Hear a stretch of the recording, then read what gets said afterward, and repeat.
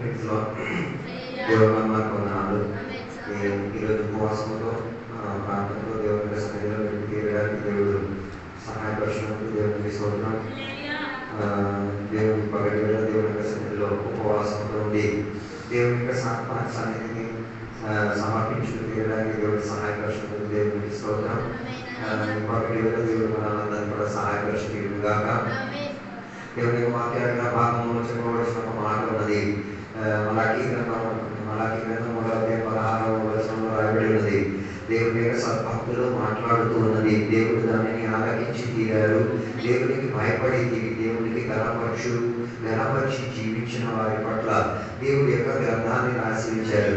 జ్ఞాపకార్థ గ్రంథం అని దాని యొక్క పేరు ప్రస్తావించి తీరుతున్నది.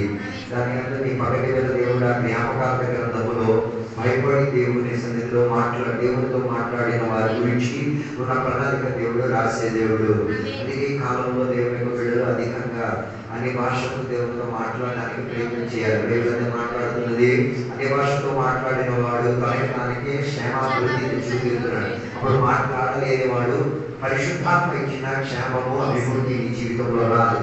అది ఈ కాలంలో అధికంగా అన్ని భాషతో మాట్లాడడానికి ప్రయత్నం చేయాలి. ఆరాధన చేసి మీ శారీరక సుఖాన్ని అనుభవించడం కాదు, ఆత్మలో ఉన్న స్వాతంత్రాన్ని అనుభవించడానికి ఈరోజు జ్ఞాపకార్థ గ్రంథంగానే రాసి ఉంటే అందులో సురక్షితంగా రాసి ఉంటుంది. ఈరోజు ప్రాంతానికి వచ్చిన దేవుని బిడ్డలు ఏం చేయలేదు, అన్ని భాషతో ఒకరితో ఒకరు మాట్లాడలేదు అన్నది. ఆ విషయం గురించి నీకు చింత ఉంటే, దుఃఖం ఉంటే, వేదన నుండి తీరితే దొరికిన అవకాశం దేవుని యొక్క సన్నిధిలో అన్ని భాషతో దేవునితో మాట్లాడడానికి ప్రయత్నం చేసి తీరండి. లేదు నేను అన్ని భాష మాట్లాడలేకపోతే ఏమవుతుంది? ఏమవ్వదు. నువ్వు వెళ్తున్న సంఘాలు చూస్తున్నావు కదా, ప్రతి కూడికలకి బైబిల్ స్టడీకి వెళ్తున్న సంఘాన్ని చూడండి. వాళ్ళకి అన్ని భాషతో మాట్లాడేది ఉండదు. వస్తున్నారు, ఆరాధన చేస్తున్నారు, వెళ్తున్నారు. ఆ ప్రవర్తన ఈ రోజుల్లో నీలో కూడా కనబడుతుంది. మరి అలా కావాలంటే అలా ప్రయాణం లేదు.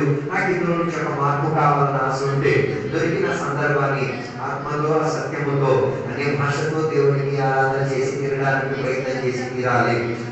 ఈ పగటి వేళ దేవుని యొక్క సన్నిధిలో మనం ప్రార్థన సహకారంగా ఉపవాసంతో ఉన్న దేవుని బిడ్డలను బట్టి ప్రత్యేకంగా స్తోత్రం. తిరిగి వచ్చిన బిడ్డలను బట్టి కూడా దేవునికి స్తోత్రం.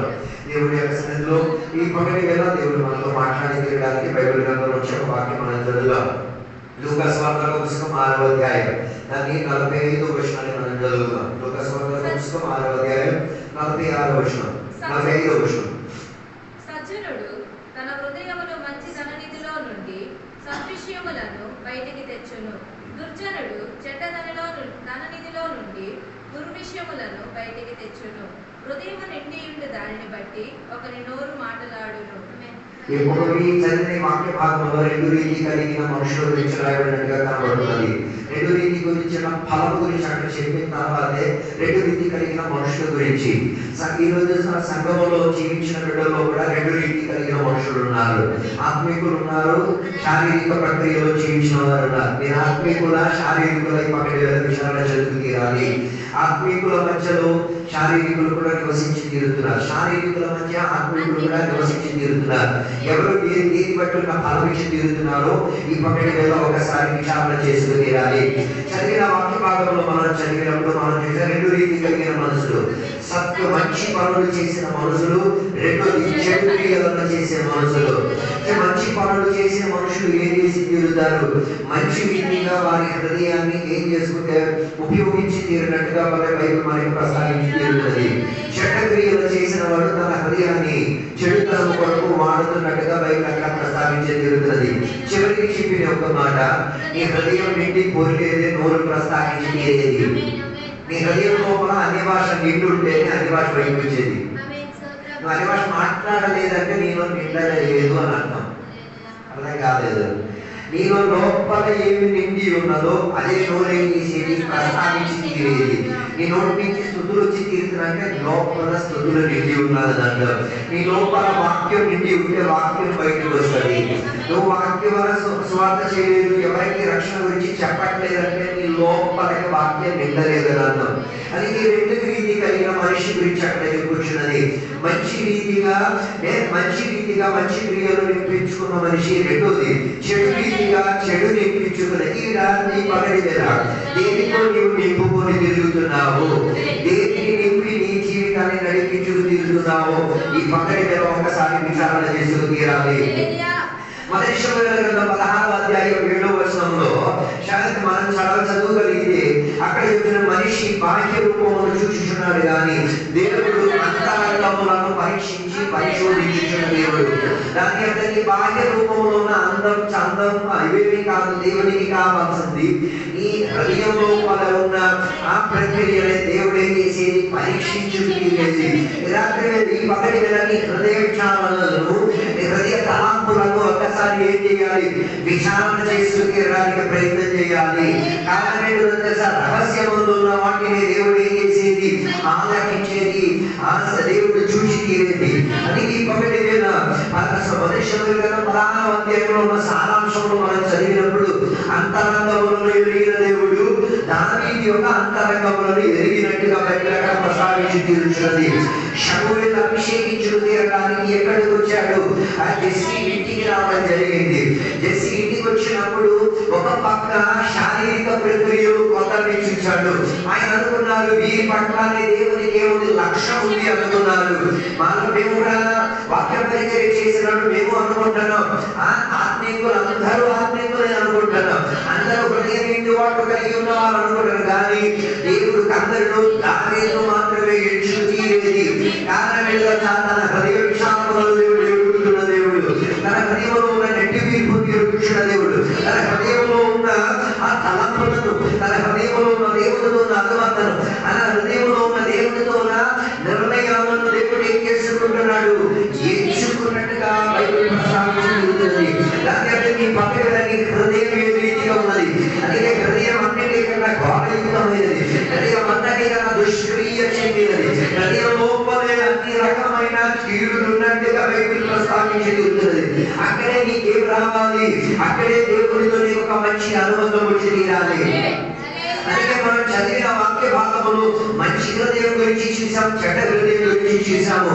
మంచి మనుషులు మంచి హృదయాన్ని సంపాదించుకు తీరుతారు. మంచి హృదయం సంపాదించి తీరడానికి కారణం ఏంటంటే తన హృదయ విషయాలను దేవుడు వెలుగుతున్నాడు కాబట్టి, తన మనసాక్షిని దేవుడు ఎరుగుతున్నాడు కాబట్టి, తన మనోటి నుంచి వచ్చే మాటలను దేవుడు ఎరుగుతున్నాడు కాబట్టి, తన దేవుడితో అనుమానం దేవుడు ఎరుగుతున్నాడు కాబట్టి, తన నిర్ణయం దేవుడు ఎరుగుతున్నాడు కాబట్టి, మంచి హృదయం కలిగిన వారు ఏ రీతిగా ఉండి తీరాలి పగటి ఒకసారి మనల్ని మనం విచారణ చేసుకు తీరాలి. మొదటిగా మనం చూసినప్పుడు మంచి క్రియలు చేసిన వాడు మంచి పనులకు ప్రాధాన్యత ఇస్తారు, మంచి ఫలం వరకు ప్రాధాన్యత ఇచ్చేటాడు. ఆయన సంపాదించేది మంచి కలిగేటట్టుగా ఉన్న స్వాస్థ్యాన్ని సంపాదించుకు తీరుతారు. ఈ రాత్రి ఈ పగటి వేళ నీ హృదయం మంచిగా కాదా, నీవు మంచి యొక్క వ్యక్తిత్వమే కాదా, నీవు సమకూర్చుకున్నది మంచిదైనదా కాదా, ఈ పగటి వేళ ఒకసారి ఏం చేయాలి, విచారణ చేసుకు తీరాలి. చదివినప్పుడు మంచి విత్తనం నేల మీద పడింది, ఆ మంచి విత్తనం ఏమి ఇచ్చి తీరింది, మంచి వాక్యాన్ని ఇచ్చుకు తీరింది. ఆ వాక్యం ఏమి ఇచ్చి తీరింది, ఫలపూర్ణత తీరినట్టుగా ప్రస్తావించి తీరుతుంది. దాని యొక్క మంచి హృదయం ఏం చేసి తీరుతుంది, దేవుని యొక్క వాక్యాన్ని అనుసరించేటట్టుగా ఉండి తీరుతుంది. ఈ కాలంలో చాలా మంది దేవుని బిడ్డలకి ఏం అక్కర్లేదు, దేవుని యొక్క వాక్యం అక్కర్లేదు. అందుకే మరొకలో యేసయ్య అక్కడ చెప్పుచిన మాట విత్తనం వెలుగలే యొక్క విషయం గురించి యేసయ్య ఒక ఉపమానం చెప్పినట్టుగా మనకు అక్కడ కనబడుతున్నది. అయితే అందులో మనకి మిగతాది మనకు అక్కర్లేదు, కానీ అందులో ఉన్న 17వ వచనం మనకి కావాలి. విత్తనం ఎక్కడ పడి తీరింది, మంచి నేలలో పడి తీరింది. అక్కడ విత్తనం అని చెప్పేది దేవుని యొక్క వాక్యం, నేల అని చెప్పేది మంచి హృదయం, మంచి మనసు. దాని అర్థం దేవుని యొక్క వాక్యము ఎక్కడ పడడానికి, మంచి నేలలో పడి తీరడానికి దేవునికి ఆశ ఉంది. ఈ పగటి వేళ నీకు అందింపబడి ఉన్న వాక్యం ఎక్కడ నాటబడి తీరుతున్నది, మంచి నేలలో నాటబడినది ఏం చేసి తీరుతుంది, మంచి ఫలాన్ని ఇచ్చుకు తీరుతుంది. మంచి నేలలో పడిన విత్తనం దేనికి ఆసక్తి చెంది తీరుతుంది, దేవుని యొక్క వాక్యాన్ని ప్రేమించే భావాలను చూపించుకు తీరుతుంది. తర్వాత ఏం చేసి తీరుతుందో తెలుసా, తన హృదయంలో దానిని సంచరించుకి వాక్యమును ఆధారం చేసుకు తీరుతాడు. మంచి హృదయం నీది కాదా తెలుసుకు తీరాలంటే వాక్యానుసారంగా ఉన్న జీవితాచారం ఉండలేదు. చూడండి, వాక్యం అనుసరించి జీవిస్తున్నాడా? వాక్యానికి లోబడుతున్నాడా? వాక్యములో ఉన్న విశ్వాసం ఎలా కనబడుతున్నది? వాక్యములో ఉన్న ప్రభావం ఎలా కనిపించుతున్నది? వాక్యములో ఉన్న ఎదుగుదలనే కనిపించుతున్నది. కనబడటం లేదా? చెప్పక తప్పను. నీ హృదయం ఏం కాదు, సరైన హృదయం కాదు. దాని అంటే మీ పగటి వేళ మంచి నేలలో దేవుని యొక్క వాక్యం ఏమైతే అది మంచి నేలలో పడి తీరి ఓపిక ఉండి ఏ విషయం ఫలాన్నిచ్చుకోగలిగినది. దాని అర్థం వాక్యం విన్నది నీలో ఏం చేసి తీరుతుంది? విశ్వాసాన్ని కనిపించి ఫలమిచ్చు తీరుతుంది. అందుకే ఈ పగటి వేళ దేవుడు యొక్క బిడ్డలు విచారణ చేసి ఎక్కడ వాక్యం పడడానికి అవకాశం ఇచ్చి తీరుతున్నాం. కొందరు వాక్యం వింటున్నారు కానీ వారు ఏం చేయట్లేదు. హృదయంలో నువ్వు వాక్యం రాసేసేవని చెప్పి హృదయంలోకి వెళ్ళిపోతు. నువ్వు వాక్యం విన్నావని చెప్పేసి హృదయంలోకి వెళ్ళిపోతు. నువ్వు వాక్యం చదివావని చెప్పేసి దానిని నీ వెంటేసుకు తీరాలి. అభ్యాసంలో తెచ్చుకురావడానికి ప్రయత్నం చేస్తూ తీరాలి. అందుకే నేలలో విత్తనం పడాలంటే నేలకు సిద్ధపరిచి తీరాలి, నేలకు తడిపించి తీరాలి, నేలకు ఏం చేయాలి? దాని మీద ఎన్నో రోజులు పని చేసిన తర్వాతనే విత్తనం పడింది. మనం అనుకుంటే ఇలా పడితే విత్తనం మొలిచినంత త్వరగా ఏం రాదు. అందుకే బైబిల్ చెప్పేది నీ హృదయంలో వాక్యం నిండా ఎదిగి రావాలంటే ముందు హృదయానికి ఒక శుద్ధీకరణ కావాలి. హృదయం బాగుపడిన స్థాయిలో దాన్ని క్రమంగా రుచుకు తీరాలి. హృదయం లోపల కొన్ని పరిస్థితులు చేసి తీరడానికి ప్రయత్నం చేసి తీరాలి. అందుకే మంచి ఫలం పొంది తీరాలి అంటే మంచి నేలలో విత్తనం పడి తీరాలి. పగటి వేళ వాక్యం సత్యమైనది, అది మంచి నేల సిద్ధం కలిగిన మనసులో పడి తీరితే దానికి ఏమొచ్చి తీరుతుంది? మంచి ఫలం. దాని అర్థం మంచి హృదయం దేవుని యొక్క వాక్యాన్ని వింటది, మంచి హృదయం దేవుని యొక్క మాటకు అనుసరించి తీరుతుంది. చదివినప్పుడు యేసయ్య ఒకసారి బెతనీకి వెళ్ళిన సందర్భమున ఎవరింటికి వెళ్ళడం జరిగింది? మార్త మరియా ఇంటికి వెళ్ళడం జరిగినట్టుగా బైబిల్ అక్కడ ప్రస్తావించి తీరుతున్నది. మనం చూస్తే అక్కడ మనం చూసి తీరొచ్చు. ఎవరు ఆమెని ఆహ్వానించారు? మార్త ఎవరిని ఆహ్వానించారు? యేసయ్యను ఆహ్వానించారు. నువ్వు యేసయ్యను ఆహ్వానపరిచి తీరావు అంతటితో సరిపోలేదు. ఆహ్వానపరచడం గొప్ప విషయం కాదు. ఆహ్వానపరిచిన మరియా ఈ మాట యేసయ్యని ఇంట్లో చేర్చుకుంది. కానీ మరియా ఏం చేసుకు తీరింది? యేసయ్య పాదములో కూర్చొని యేసయ్య చెప్పుచున్న వాక్యములను ఆలకించుకు తీరింది. మాట ఏం చేసి తీరింది? ఆహ్వానించడం మాత్రమే. ఆహ్వానించిన తర్వాత యేసయ్య సన్నిధిలో కూర్చోవడానికో వాక్యం వినడానికి ఆతృత ఆమెకి లేదు. ఆమె ఏం చేసి తీరింది? నేరం మోపే పనిలో బాధ్యత కలిగి తీరింది. నేరం మోపే ఎవరు ఆహ్వానించారు? ఎవరు యేసయ్య రాణించారు? ఆమె ఇప్పుడు ఏం చేస్తున్నది? సముద్రాడుతూ ఎదిరించుకొని దమాయించుకొని యేసయ్యను. దాని అర్థం ఆయన ఇంటికి వచ్చి యేసయ్య ఏం చేస్తున్నారు? వాక్య పరిచయం చేస్తున్నారు. వాక్య పరిచయం చేసిన దానిని ఎవరు అభ్యంతరపరిచి తీరుతున్నారు? మాట అభ్యంతరపరిచారు. ఈ రోజుల్లో కూడా మన సంఘాల్లో కూడా జరుగుతున్నది అదే కదా. ఇక్కడ వాక్య పరిచయం జరుగుతున్నది. ఒక లేచిపోతారా లేకొస్తారు.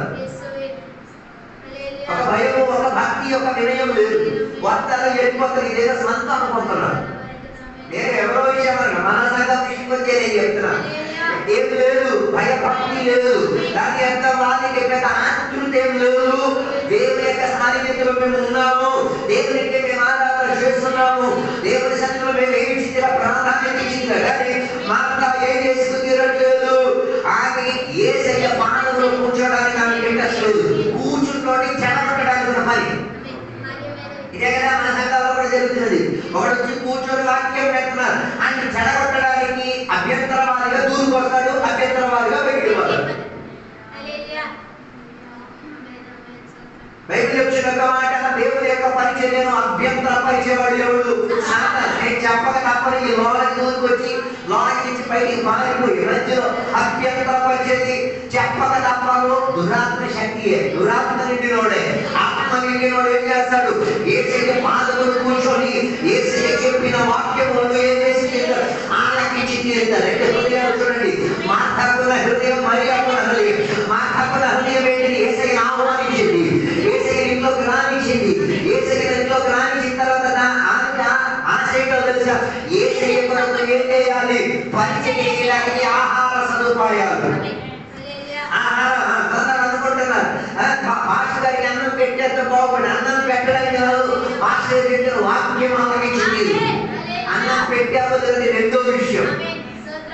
ఈ దేనిలోకి తొందరపడి తీరింది. వెంటనే ఏ పరిచర్యకు వెళ్ళి తీరింది? పంట పరిచర్యలోకి వెళ్ళి తీరింది. చాలా మంది చెప్తారు ప్రతి కూడికలలో మార్తాకున్న పరిచర్య కావాలి. నేను చెప్తాను మార్తాకున్న పరిచర్య అక్కర్లేదు. ఆ పరిచర్య నువ్వు ఇంటికాడ ఏం చేసుకోవచ్చు. యేసయ్య ఉన్న దగ్గర యేసయ్యకు వండేసి పెట్టాల్సిన అంత బాధ్యత నీకేం అక్కర్లేదు. మరి నువ్వు అంత తోపు మొనగాడు నేను వండేసి పెట్టాను. యేసయ్యతో ఉన్న జనాన్ని చూసి నువ్వు వండ పెట్టతావా లేదో తర్వాత నేను చెప్తాను. అందుకే నేను చెప్పాను యేసయ్య కూకున్న వేదికలో అందరూ సీటు పెట్టేద్దామన్న ఆలోచన నీకు రాకూడదు. జనం విపరీతంగా వచ్చిందనుకో వెంటనే పుసుకుగా ఎక్కడ జారిపోతావు. యేసయ్య ఉన్న దగ్గరికి వచ్చి జారిపోతావు. మళ్ళీ నటించడం ఎందుకు? అందుకే నేను చెప్పొచ్చే మాట ఆహారం పెట్టడం గొప్ప విషయం కాదు. అందుకే ఒక మాటలు అన్నదానం పుణ్యదానం బైబిల్ దానికి సహకరించలేదు. అన్యదానం ఎంతమందికి చేస్తావు? ఒకటి చేసేసి మిగతా లాగా ఆయన చూసుకోకుండా ఒకటికి పెట్టేసి గరిష్ఠుడైపోవడం. ఒక ఆకలితో ఉన్నాడు చూసి మిగతా 9 ఆకలితో ఉన్నారు. వాళ్ళకి నీకు ఇచ్చారు వీడు ఒకరికి అందరికి ఇచ్చినట్టు అనుకున్నాడు అన్నదానంగా. అలా కాదు బైబిల్ ప్రస్తావించింది. నేను చెప్తున్నాను అనుకున్న ఉద్దేశం యేసయ్య దగ్గరకు వచ్చి యేసయ్యకు పరిచయించి తీరే వేదికలో మరియా ఏం చేసి తీరింది? యేసయ్య చెప్పిన మాటలను ఆలకించి తీరింది. మార్తాకు హృదయం ఎట్లాంటిది? ఆమె హృదయం ఏం లేదు. యేసయ్య వాక్యం మీద ఆమెకు ఆకలిత లేదు. చివరికి ఆమె చెప్పుకున్న మాట విలుచుకోండి. దాని 42వ వచనం చెప్పింది మార్తా వచ్చి మరియా వచ్చి చెప్పినప్పుడు యేసయ్య మరియా గురించి చెప్పిన మాట ఆమె ఏం ఎంచుకుంది? శ్రేష్టమైన దాన్ని ఆమె ఎంచుకు తీరింది కాబట్టి ఆమె దగ్గర నుంచి ఆ అర్హత కోల్పోయేటట్టుగా అవకాశం ఇవ్వదు. ఏం కోల్పోయేటట్టుగా? ఆ ప్రివిలేజ్. A privilege? వాక్యం వినడానికి, వాక్యం హృదయంలో నాటి తీరడానికి, వాక్యం ఫలమిచ్చి తీరడానికి ఆ ప్రివిలేజ్, ఆ యోగ్యత నేనేం చేయను? కొట్టి వేసే ప్రక్రియను నిలిచి తీరను. ఇది చెప్పేటప్పుడైనా మాతాకు అర్థమై తీరాలి. ఆమెకి ఇప్పటి వరకు ఏ యోగ్యత దొరకలేదు వాక్యాన్ని ఆ హృదయంలో నాటి తీయడానికి.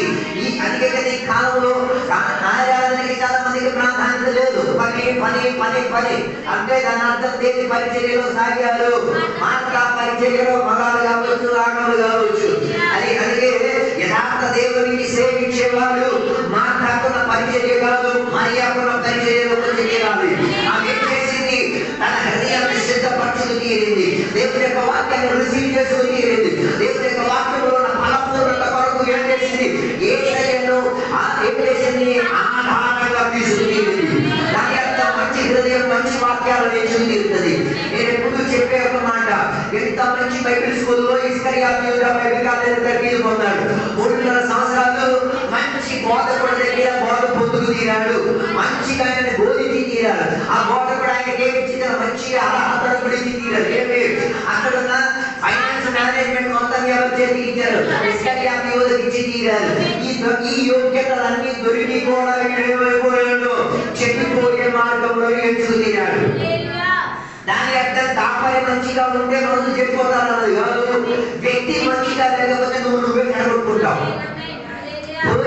పర్సన్ గా వ్యక్తిత్వముగా నువ్వు మంచోడు కాకపోతే ఎన్ని మంచి వాక్యాలు విన్నా, ఎన్ని ఆరాధనలు దొరికినా, ఎన్ని కోటాలు ఉన్నా నీలో నీకు అసలు ఏం లేదు.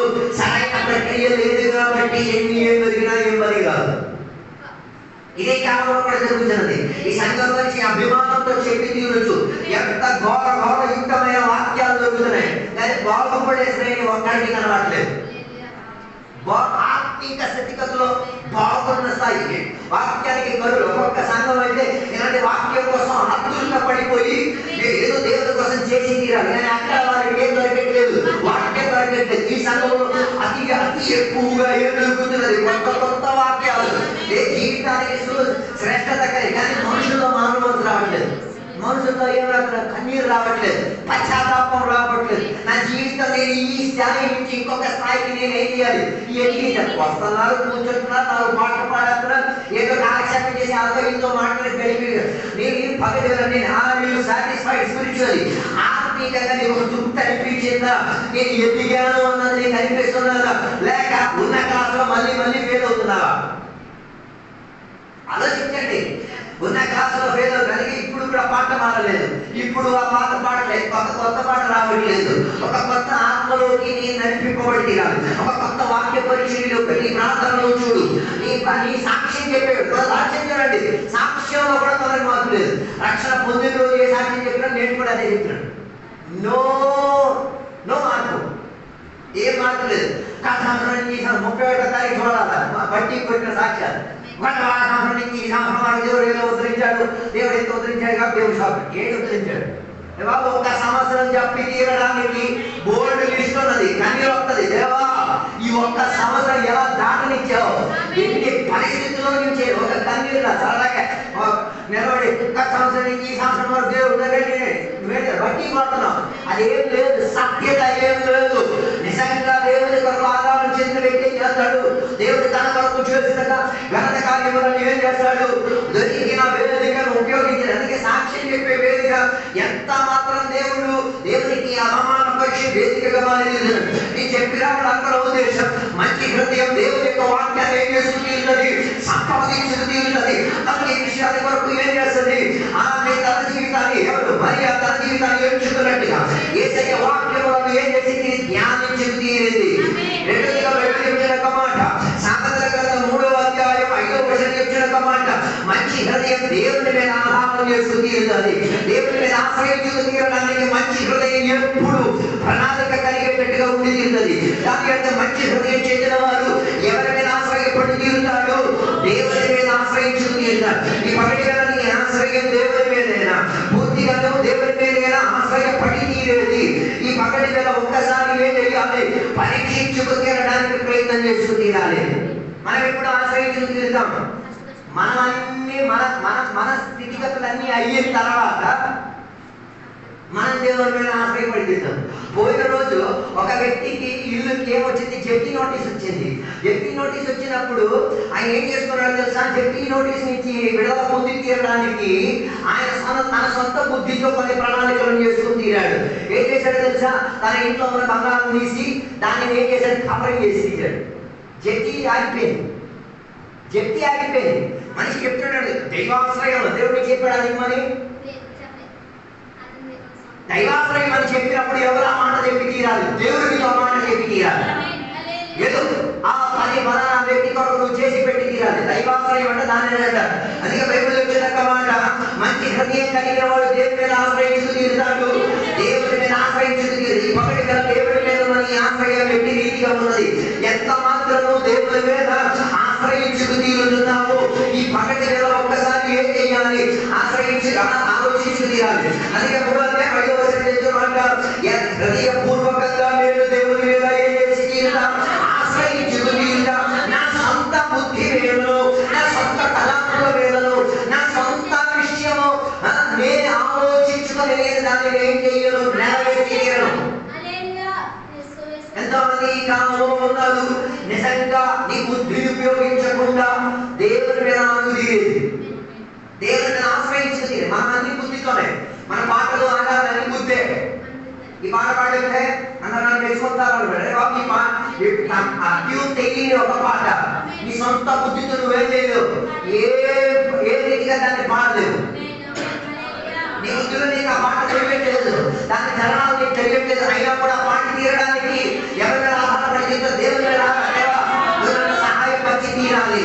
అలాగే దేవుని యొక్క మాట చెప్తున్నది, మంచి హృదయం ఎవరి మీద ఆధారం తీసుకుని తీరుతుంది, దేవుని మీద ఆధారం తీసుకుని తీరుతుంది. ఈ పగటి దైవాధారం ఏ రీతిగా ఉన్నది, ఈ పగటి ఒకసారి పరీక్షించుకు తీరండి.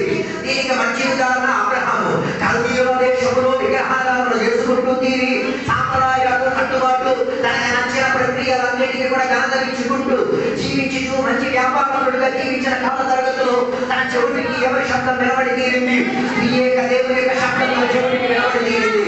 వెంటనే అప్పటి వరకు ఆశ్రయించిన వాటిని కూడా విడిచిపెట్టుకోగలిగినాడు.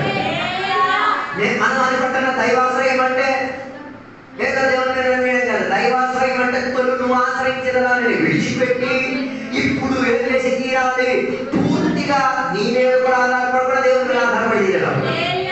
అబ్రహాం కల్దీయుల దేశం విడిచిపెట్టడం చాలా కష్టం.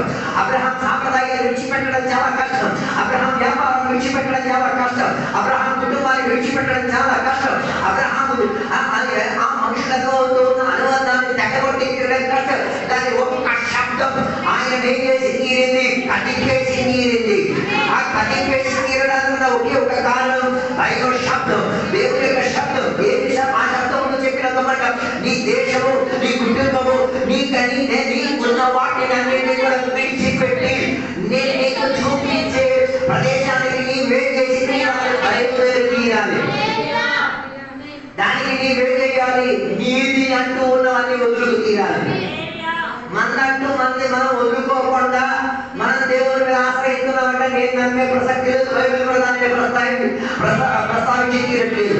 దాని అర్థం అబ్రహాం ఏం చేశాడు, కన్ను మోసి దేవుని నమ్మేశాడు. అందుకే అబ్రహాం గురించి బైబిల్ చెప్పేది ఫాదర్ ఆఫ్ ఫెయిత్, విశ్వాసానికి నాయన, విశ్వాసానికి అబ్బ, విశ్వాసానికి తండ్రి. దాని అర్థం విశ్వాసం యేసయ్య తీరితే ఆయనకు కూడా ఏమి ఇచ్చుకు తీరేటట్టుగా అధిక పాత్రలు ఇచ్చుకు తీరేటట్టు కదా ప్రణాళికలు ఏం చేసుకోగలిగాడు, అబ్రహాం మారగలిగి తీరాడు. ఆయన విశ్వాసానికి తండ్రిగా మారగలిగి తీరాడు. అబ్రహాంకు కలిగిన హృదయం ఒకసారి ఆలోచించండి. కల్దీయుల దేశం మామూలు దేశం కాదు. కల్దీయుల దేశం ఆ కాల తరగతులు, ఆ బుద్ధిలో, జ్ఞానంలో, చదువులో, డబ్బులో, ఆస్తిలో, అంతంలో, ఐశ్వర్యంలో అన్నింటిలో టాప్ ఉంది. ఘనత ఇచ్చే విధానంలో ఉంది. కానీ దేవుడు తీసుకువెళ్ళవుతున్న దేవుడు ఇచ్చిన వాగ్దాన దేశం గురించి ఏ స్ఫూర్త లేదు, ఏ ఐడియా లేదు. అది ఎలా ఉంటుందో కూడా ఆయన తెలియట్లేదు. అయినా ఆయన నిర్ణయించుకు తీరా, దేవుడి మీద ఆశ్రయించుకు తీరా. దానికి దేవుడు ఆయన డైరెక్షన్ చెప్పాలి. ఎక్కడికి వెళ్ళాలి, ఎక్కడ ఉండాలి అది కూడా ఆయనకి తెలియదు. అబ్రహాంకి పిలిచి అడిగితే నాయన నువ్వు ఎక్కడికి వెళ్తున్నావు, ఏమో దేవుడు చెప్తున్నాడు వెళ్తున్నానే. అందుకే కొన్ని విషయాలు ఆత్మీయుల దేవుడు జవాబు లేదు. దేవుడి గురించి వ్యాఖ్యలు చెప్పమని చెప్తే మనకి తెలిసిన పదము మన దేవుడి గురించి వ్యాఖ్యలు చెప్తాం. దానికి చాలా మంది మనకి ఏం చేస్తారు, కొట్టి వేసేటట్టుగా, అంచి వేసేటట్టుగా చాలా మాటలు చెప్తారు. పూర్తిగా వివరించి చెప్పమంటే మనం చెప్పలేము. కానీ ఒక నిర్ణయంలో ఉన్నాం, నేను దేవుడి మీద ఏం చేసి తీరుతున్నాను, ఆమెకు తీరుతున్నాను. నీ హృదయం మంచిగా తీరితే ఏ దేవుడిని నీవు చూడలేదు, ఏ దేవుడితో నీకు అంత మంచి వ్యక్తిత్వ అనుబంధం లేదు, ఆయన మాటకు నువ్వే చేయగలిగి లోబడగలిగేది, ఆయన మాటకి నువ్వే అనుసరించుకోగలిగేది. అందుకే అబ్రహాము విశ్వాసంలో ఎదిగి తీరడానికి ఏం చేశాడు, దేవుని యొక్క శబ్దాన్ని ఆధారం తీసుకు తీరాడు. ఆ రోజు తన చెవుడికి వినబడిన శబ్దం తన జీవిత గ్రహణీయాన్ని ఏం చేసింది, మార్చేసి తీరేది. అందుకే ప్రతి గమ్యంలో ఎవరి మీద ఆశ్రయించుకు తీరాడు, దేవుని మీద ఆశ్రయించి తీరాడు. దాని అర్థం మంచి హృదయం చెందినవాడు, మంచి హృదయంలో వాక్యం సమకూర్చుకున్నవాడు ఏం చేయడు, సొంత బుద్ధి మీద ఆశ్రయించుకు తీరడు, సొంత వివేకం మీద ఆశ్రయించుకు తీరడు. 90% మంది దేవుని యొక్క బిడ్డలు సొంత బుద్ధితో పనిచేసేది, సొంత వివేకం వాడేసి ఏం చేసేది, అన్ని పని చేయడానికి ప్రయత్నం చేసి తీరేది. దానికన్నా శాపయుక్తమైన ఇంకొక జీవితం లేదు. అందుకే అబ్రహాము చేసినట్టుగా దేవుని మీద ఆశ్రయించుకు తీరి సొంత బుద్ధిని నిష్ప్రయోజనం చేసి తీరాలి. సొంత బుద్ధి ఏమైతే ఇన్వాలిడ్ అయి తీరాలి, అప్పుడే దేవుని మీద ఆశ్రయించుకోగలిగి తీరేది. దాని అర్థం నీ వివేకముతో ఏం చేయాలి, దానిని ఎంటీ చేసేసి ఏం చేసి తీరాలి, దేవుడు ఇచ్చిన వివేకాన్ని కోరి తీరాలి. మనం ఎప్పుడు విన్న ఒక వాక్యమే, దేవుని యొక్క వాక్యం శుద్ధి లాంటిది. ఎందుకు శుద్ధి, మనం అలాగ అనుకుంటున్నాం, మన గట్టి హృదయాన్ని పగలగొట్టడానికి మనం అనుకుంటున్నాం. ఆ వాక్యం ఇంటికి వెళ్ళి చదవండి, అక్కడ చెప్పిన మాట దేవుని యొక్క వాక్యం శుద్ధిగా ఉండే కారణం తెలుసా, హృదయంలో నీది అంటూ ఉన్న ఒక నిర్ణయం ఉంది, నీది అంటూ ఉన్న ఒక ఇష్టం ఉంది, నీకు నచ్చిన కొన్ని ప్రణాళిక నీ హృదయంలో ఉంది. దానినే కొట్టి అంతే తప్ప హృదయాన్ని కాదు. హలో, దాన్నే సెల్ఫ్ విల్ అంటారు, నా ఇష్టం అంటారు. అప్పుడు యేసయ్యను అక్కడ వెంబడించి తీరాలంటే స్వ ఇష్టాన్ని కూడా చంపుకోవాలి. అదే కాబట్టి కష్టం, ఆత్మీయులకు అర్థమవుతుంది. దాని యొక్క నాకు అంటూ నాకు ఒక పర్సన్ అనేది లేదు, చాయిస్ లేదు, ఇష్టం లేదు. అలాగైతే ఎవరో ఒకరు నీకు వచ్చాడు, అయ్యా నీకు ఇష్టమైన భోజనం ఏది, నువ్వు చెప్పవు, పలానా అని చెప్పవు, ఏం పద్ధతి ఇచ్చాడు. మనకి ఇష్టం చెప్పడం దాని అర్థం ఏంటి, శుద్ధి దెబ్బ ఎక్కడ తగలేదు, మనకి ఇష్టం తగలేదు. 90% మంది దేవుని బిడ్డలు అంటున్నారు, ఇష్టం మీద గుద్దు గుద్దు చూస్తే మీరు ఉంటారో లేదో చూడొచ్చు.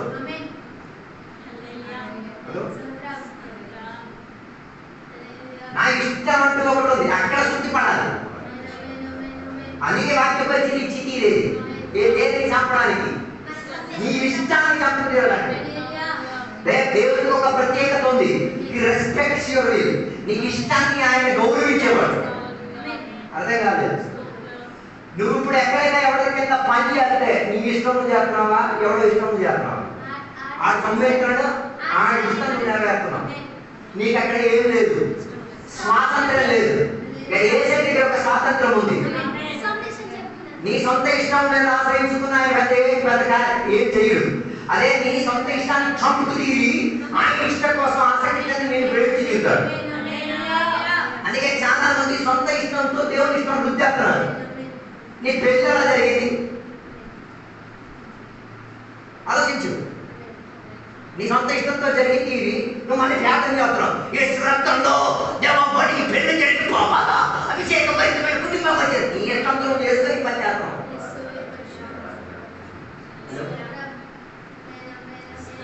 నీకు దాని గురించి ఏం లేదు.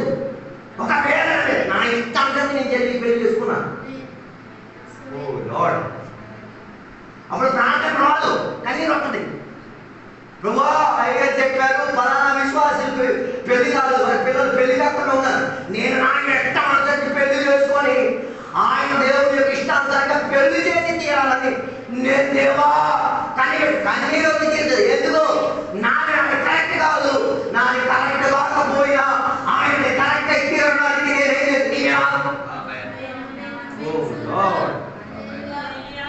మనకేం వేదన కలవట్లేదు కదా. దాని అర్థం ఏం కాలేదు, మనం దైవాశ్రయంలో పనిచేసి తీరేది. అందుకే నేను చెప్పుకొచ్చే మాట, అబ్రహాము దైవాశ్రయంలోకి వచ్చి తీరాలి, మన దైవం తీరాడు. విశ్వాసంలో రోజుకు రోజుకి ఎదగడానికి ప్రారంభించుకు తీరాడు. విశ్వాసం ఆయనని బలపరచుకు తీరింది. దాని అర్థం మంచి హృదయం ఏం పెంచుకు తీరుతుంది, దైవాశ్రయానికి కేంద్రీకరించుకు తీరుతుంది. నీ వివాహం దైవాశ్రయమేనా? నువ్వు పిల్లల్ని సంతానం సంపాదించి దైవాశ్రయం ఏదైనా? నీ కుటుంబం నడిచేది దైవాశ్రయం ఏదైనా? నీ ఇంట్లో అన్నం వండించేది దైవాశ్రయం ఏదైనా? నువ్వు పనికి వెళ్ళేది దైవాశ్రయం ఏదైనా? ఒక్కసారి విచారణ చేయండి. విచారణ చేస్తే అర్థమైపోతుంది. 90% మన బుద్ధి మన ఆలోచనలో జరిపించుకు తీరేది. దైవాశ్రయం చెందిన వ్యక్తి ఏం చేసి తీరుతారు? ఆయన మరి ఎలా చూసుకోవడానికి లేదు, ఆయన చూసేది ఎక్కడికి? దేవుని మీద ఆధారపడి తీరేది. అది ఈ కాలంలో దేవుని బిడ్డలే ప్రయత్నం చేసి తీరాలి. దైవాశ్రయంలోకి వచ్చి తీరాలి. సొంత బుద్ధి ఏమై తీరాలి, ఇన్వాలిడ్ అయిపోయి తీరాలి. అందుకే కదా యేసయ్య శిలువ మరణంలో ఇద్దరు దొంగలు కలిసి యేసయ్యను అవమానపరిచి తీరింది. దానిని అవమానపరిచే వేదికలో ఒకరి పేరు అర్థమై తీరింది. అయ్యో నేను ఇన్నాను నింపుకున్నాను, ఇప్పుడు నేనేం చేస్తున్నా? I will empty myself. నాకు నేను ఖాళీ చేసుకుంటా.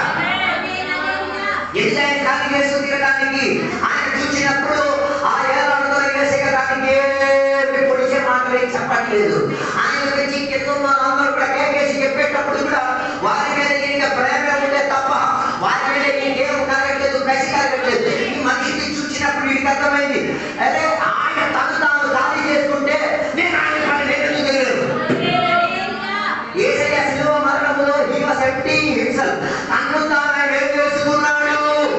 ఖాళీ చేసుకోగలడానికి ప్రయత్నం చేసి తీరాడు. ఎందుకంటే తను తాను ఖాళీ చేసి తీరాడు. ఆయన ఖాళీ అయి తీరినను ఆయనలో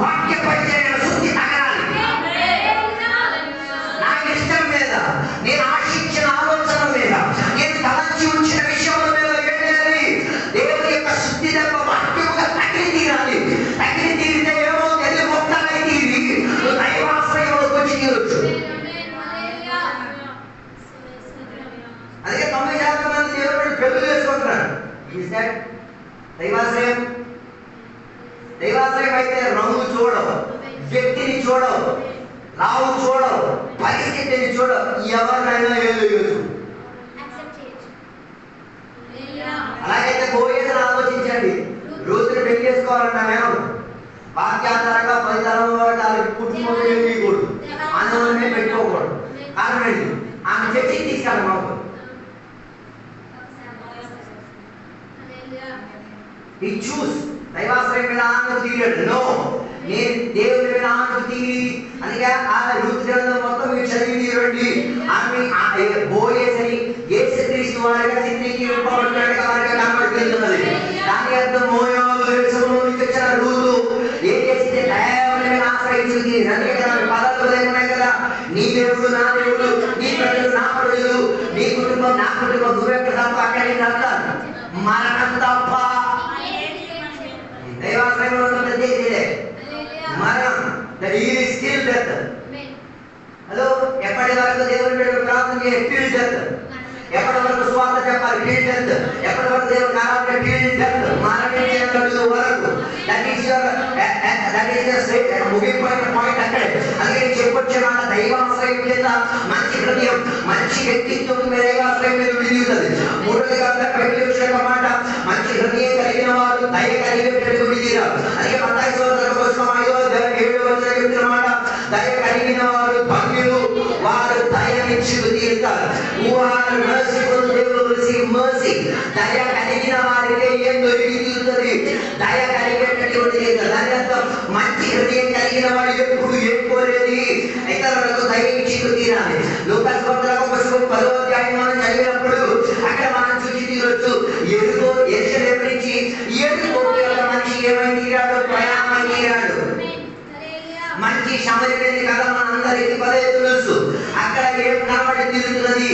ఆయన దయ చూపించే మనస్తత్వం మనకి కనబడి తీరుతున్నది. ఎవరికి దయ చూపించాలి? మన ప్రాబ్లం అందరికీ చూపించాలి. అందరికి కాదురా పాపం. 3 దేవుని వాక్య ఆధారంగా జీవించడం చూపించు. బైబిల్ స్పష్టంగా చెప్తున్న ఆయన ఎవడు? ఒక యూదుడు. షమీరుకు ఒక ప్రత్యేకత తెలుసు, ఆయన మిక్స్డ్ బ్రీడ్. మిక్స్డ్ బ్రీడ్ అంటే సగం యూదత్వం నుంచి సగం సమయతత్వం కలిసి వచ్చి ఈయన కూడా ఏం చేసేది? దేవుని ఆనుకునేవాడు.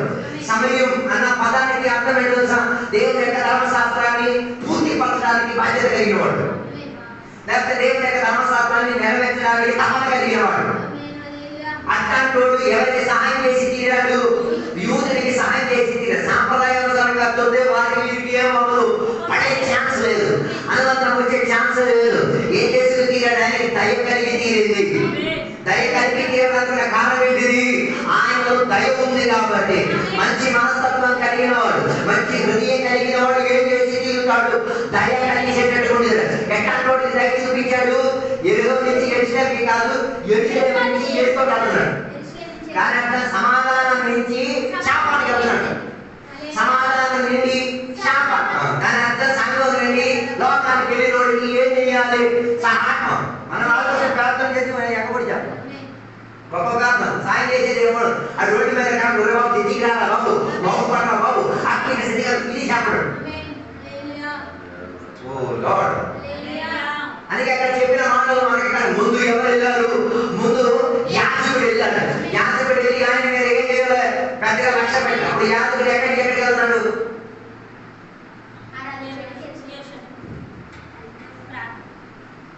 రెండోదిగా ఎవరు వచ్చారు?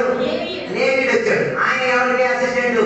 యాజకుడికి అసిస్టెంట్. ఆయన కూడా ఏం చేయలేదు, పట్టించుకో తీరలేదు. కానీ ఆ షమూయేలు ఏం చేసి తీరాడో తెలుసా? ఆయనలో దయ ఉన్నది కాబట్టి ఆ వ్యక్తిని అలా ఏం చేయలేకపోయాడు, వదులుకొని వెళ్ళి తీరేటట్టుగా తన మనసు ఆయన ఏం చేయాలి? ఒప్పించి తీరలేదు. అందుకే బైబిల్లో వచ్చిన ఒక మాట, ఆయన దొంగల చేతిలో పడ్డాడు. దొంగలు ఆయన ఏం చేశారు? కొట్టారు, బట్టలు ఊడబిక్కారు. తర్వాత సక్క సావుకి ఆయన ఏం చేశారు? వదిలేసి వెళ్ళిపోయారు. ఆ టైంలోనే సమీరుడు వచ్చాడు. సమీరుడు వచ్చినప్పుడు ఆయన చూసి ఆయన ఏం చేసుకోలేకపోయాడు, దాటుకోలేకపోయాడు. బదులుగా ఆయన పట్ల ఈయనకేం కలిగేది? దయ కలిగేది.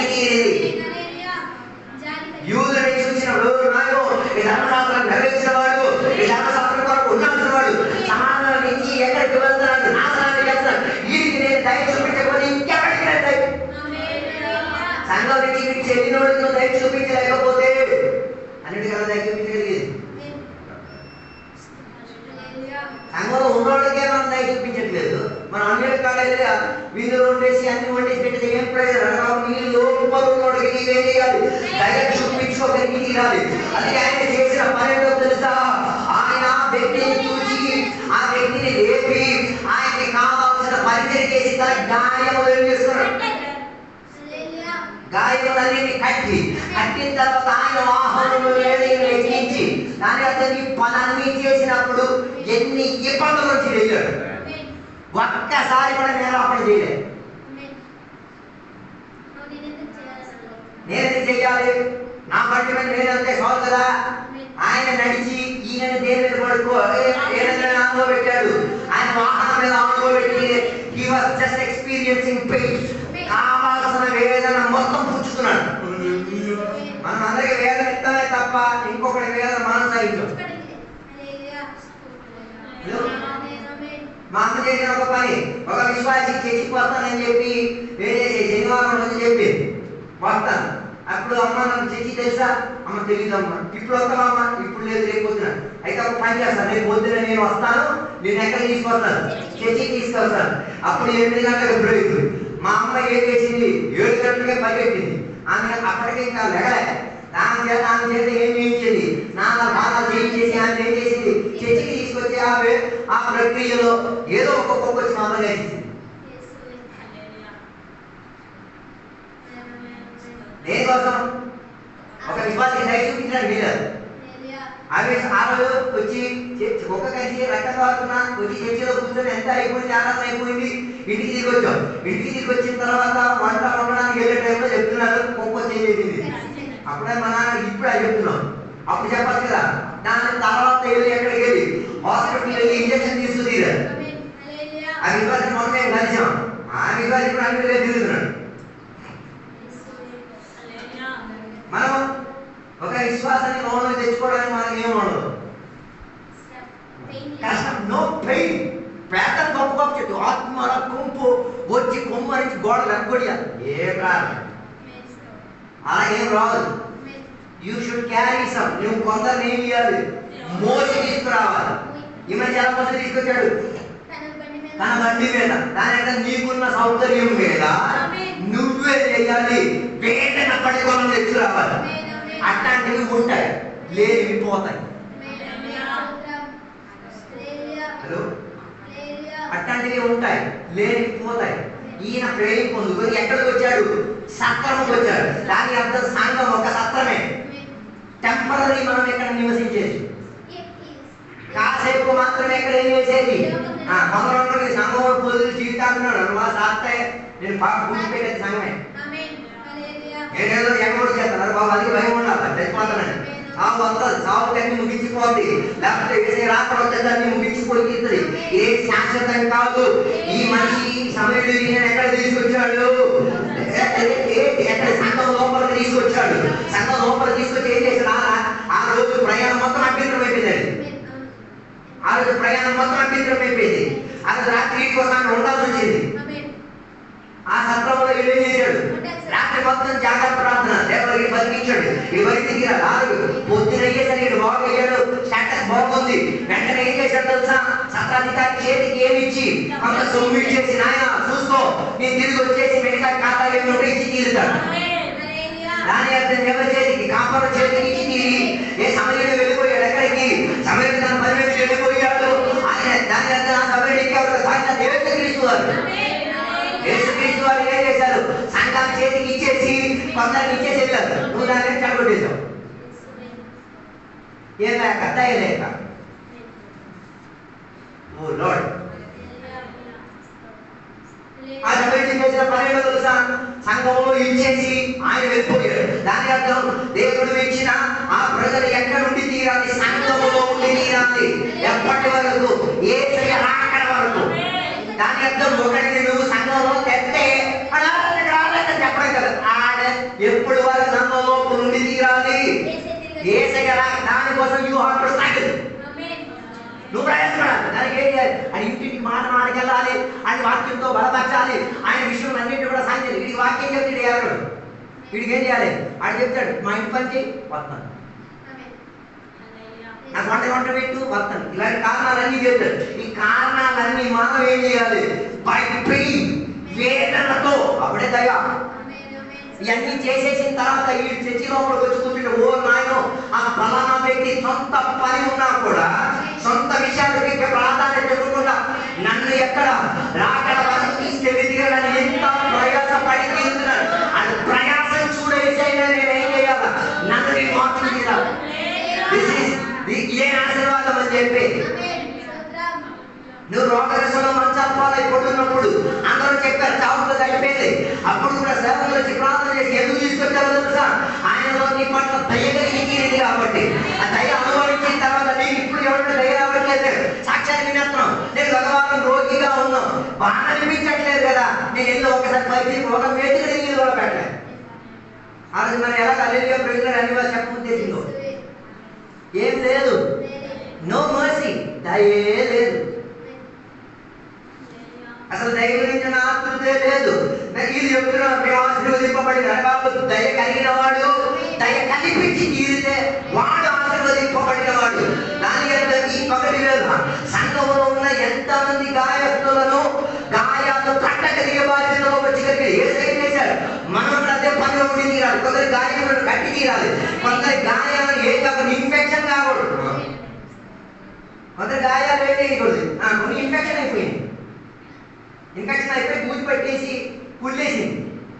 ఇంకా ట్రీట్మెంట్ చేసేయలేదు. అది పుల్లగా ముందు దాన్ని ఏం చేయాలి? ట్రీట్మెంట్ చేసేది. ఎక్కడ ట్రీట్మెంట్? సగం ట్రీట్మెంట్ లోపల చేశాడు, మిగతా సగం ట్రీట్మెంట్ ఎక్కడ? సత్రంలో చేసి తీరాడు. దాని అర్థం దేవుని యొక్క సంఘంలో ఎవరిని తీసుకురావాలి? లోతులను తీసుకురావాలి. ఇది అలాగే బాగా పిచ్చెక్కించదు. ఇంటి పెట్టి ప్రార్థన చేయండి, తీసుకెళ్ళి ఎక్కడికి రా ఆదికి ప్రార్థన చేయడానికి చేస్తారు. బాగా చేసి ఏమని అయ్యో అక్కడ ఉంటున్నాడు వాట పట్టి తీసుకురా. ఇది అనలేదు. పాస్టర్ ఇక్కడి నుంచి అక్కడికి వెళ్ళాలి. ఈ విశ్వాసికి వెళ్ళలేకపోతే ఇది మరి రాదు. అది ఇంకో యాటిట్యూడ్. నేను పిలిచిన పాస్టర్ రాలేదు, బిల్డప్ ఎక్కువైపోయింది మీకు. హలో, ఈ రోజు అక్కడికి ప్రార్థన చేశారు. 6 రోజులు పోగొట్టారు, మళ్ళీ ఇంటికి పోవాలి. అడిగి పెయిన్ అంతమంది నీకు పెయిన్ ఉండాలి. నేను రోగిని, నేను ఎలా చర్చికి వచ్చేది పర్వాలేదురా, నేను అంబులెన్స్ పెట్టి తీసుకొస్తాను రా, తీసుకొస్తా. పోతే పోని 1000-2000 ఖర్చు చేయలేదు. బాగుపడి తీరితే అది రావుతున్నా. ఓ నాయో నా బాగుంది, ఈ మనిషికి నా మీద ఏం కలిగింది, పని కనిపించింది, నేను ఇక్కడ ఏం చేశాను, ఈ దైవం మాత్రం లేదు. This is the attitude of a good heart. ఇదే మంచి హృదయానికి కలిగిన లక్షణం. ఏంటి? చూపించుకోగలిగి దయ చూపించుకోగలిగి ఉంటుంది ఈ పగల. అందుకే యేసయ్యకి ఒక పేరు, is a man of compassion. దయకు పరిపూర్ణత చెందిన మనిషి. ఆయనకు దయ నిండొచ్చి తీరదు. ఆయనని పొడిచిన దయ వస్తుంది, ఆయన కొట్టిన దయ వస్తుంది, ఆయన గాయపరిచిన దయ నిన్నో. ప్రవచనం చెప్పేది మూతులు ఉప్పి పెట్టేస్తుంది. అన్ని చెప్పదు, పెళ్ళి చెప్పదు, అన్ని వాళ్ళు చెప్పదు.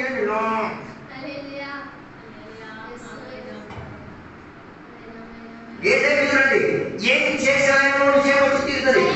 కంపాషన్, ఫుల్ ఆఫ్ దయ. దయ నుండే తీరేది. ఆయన మాటలు దయ కలిగి తీరేది. ఒక్కరికి కూడా ఆయన ఏం చేయాల్సిన పరిస్థితి రాలేదు, క్షమాపణ తీరే పరిస్థితి రాలేదు.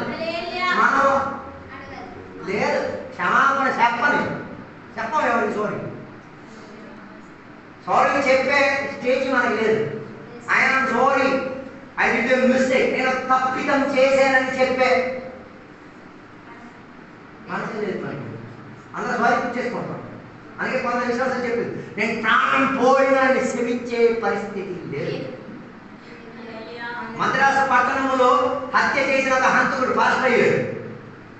ఎవరిని చెప్పేశాడో తెలుసా? ఆ సొంత పిన్ని చెప్పేశాడు. దేనికోసం? సోము కోసం.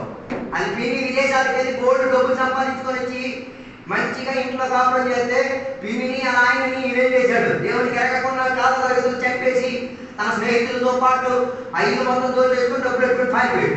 ఈడెళ్ళి జైల్లోకి వెళ్ళిన తర్వాత ఈ శిక్షాకి జరుగుతున్న క్రమంలో ఈడేమయ్యాడు, మార్మర్చిపోయింది. అది వీడి దేవుడు నమ్మిందే చంపిషేడు. ఈడెన్నో సంవత్సరాలలో ఏమైపోయాడు, రక్షణ పొంది మార్మర్చిపోయి తర్వాత సేవకుడు ఎక్కిరాడు. ఈయన ఆ సంఘం, ఏ సంఘంలో మరి వినేలో ఆ సంఘంకి వెళ్తే ఆ సంఘం దానికి రానివ్వలే. అంటే పాస్టర్ ఒక మాట చెప్పారు, మా సంఘ బిడ్డను చంపేసిన హంతకుడిని దేవుడు క్షమిస్తే క్షమించచ్చు, కానీ మేము మాత్రం క్షమించే పద్ధతి. నేను అనుకున్నాను మరి వాళ్ళు ఎక్కడికి వెళ్ళడానికి ఇవ్వాలని చెప్తున్నారు. ఇవ్వలే, తన పరిచయం అప్పేదో పరిస్థితి తీరారు. ఆయన ఏం చేశాడో తెలుసా, ఆయన దేవుడు ఒక భారం పరిచయం ఇచ్చి తీరారు. ఖైదీలుగా ఉన్న, జైల్లో ఉన్న అమ్మా నాన్న ఉన్నారుగా, వారి పిల్లల్ని దత్తు తీసుకొని వారికైతే మంచిగా పోషణ ఇచ్చి తీరి వారి రిహాయి అయినప్పుడు ఈ పిల్లల్ని వాళ్ళ అమ్మ చేతి నాన్న ఇచ్చే పరిచయం. దానికోసం ఆయన అక్కడ ఇక్కడ తిరిగి వాళ్ళకి సహాయం అడిగి ఈ పిల్లలకు పరిచయం చేసేటప్పుడు వీళ్ళు స్పాన్సర్షిప్ కూడా వీళ్ళు ఏం చేశారు, చేకొట్టారు. ఇదే స్పిరిచువాలిటీ, ఆత్మీయులు చేసే పని. అయినా ఆయన ఆగలే. ఆయన పబ్లిక్ సన్మానంలో వాక్య పరిచయాలన్నీ క్షమాపణ అడిగారు, కానీ తన క్షమాపణ ఏం చేయలేదు, పుచ్చుకు తీయలేదు. నేను అనుకునేది వీళ్ళందరూ బలాలను చేస్తున్నారు, వీళ్ళందరూ దేవుడు ఆరాధన చేసేస్తున్నారు, వీళ్ళ మనసాక్షి ఎంత గట్టిపడిపోయిందో. నేను చెప్పిన ఉద్దేశం లేఖలు అదే రీతిగా పురోహితులు వారి ఆత్మీక స్థితిగతి వారిని ఏం చేసి తీరింది, మత తీవ్రతలోకి తీసుకొచ్చి మనసాక్షిని చెప్పుకు తీరింది. వారి లోపల దయ కనబడి తీరలేదు, కానీ వారిని యేసయ్యా అని చెప్పబడలేదు, సమరుడిని యేసయ్యా అని చెప్పి తీరారు. అలాగై తీరితే దయ ఉండి తీరితే లోకానికి యేసయ్య చూపించుకోగలిగేది. నువ్వు మాట్లాడే యేసయ్య చూపించే యేసయ్య తేడా అయితే యేసయ్య గురించి గొప్ప మాటలు కానీ క్రియలు యేసయ్యని చూపించేది లేదు. యాక్టివిటీస్ ఏమో యేసయ్య చూపించారు, దురాత్మలు చూపించేది లేదు. నువ్వు విశ్వాసం నువ్వు తీసుకోవాలి. అదే అర్థం దయ కలిగిన వాడు, దయ పొందుకున్నవాడు దయ కనిపించే బాధ్యతలో ఉండి తీరుతాడు. అందుకే కదా యేసయ్య సీమోనింటికి వెళ్ళినప్పుడు ఒక పాపిని స్త్రీ రావడం జరిగింది. అప్పుడు యేసయ్య ఎవరి పట్ల మనసు చూపించి తీరాడు. ఆ పాపిని స్త్రీ పట్ల మనసు వీడికి గుర్తు వచ్చింది. ఎందుకు ఆడు పిలిచాడు కదా యేసయ్యకి, దీనికి ఆయన పెట్టాడు కదా, ఈవిడేం పొందుకుంటుంది దేవుడు. అదే ప్రాబ్లం. ఈ ఆత్మీక కుళ్ళు వస్తే దేవుడు పెట్టారు, మనం ఏం చేయలేము. అది గుర్తుతోనే సావాలి. వీడు కుళ్ళిపోయి యేసయ్య కడిగి ఆవిడ ఎవరో నీకు తెలుసా, యేసయ్య దుఃఖంలో కూడా నాకు తెలుసు.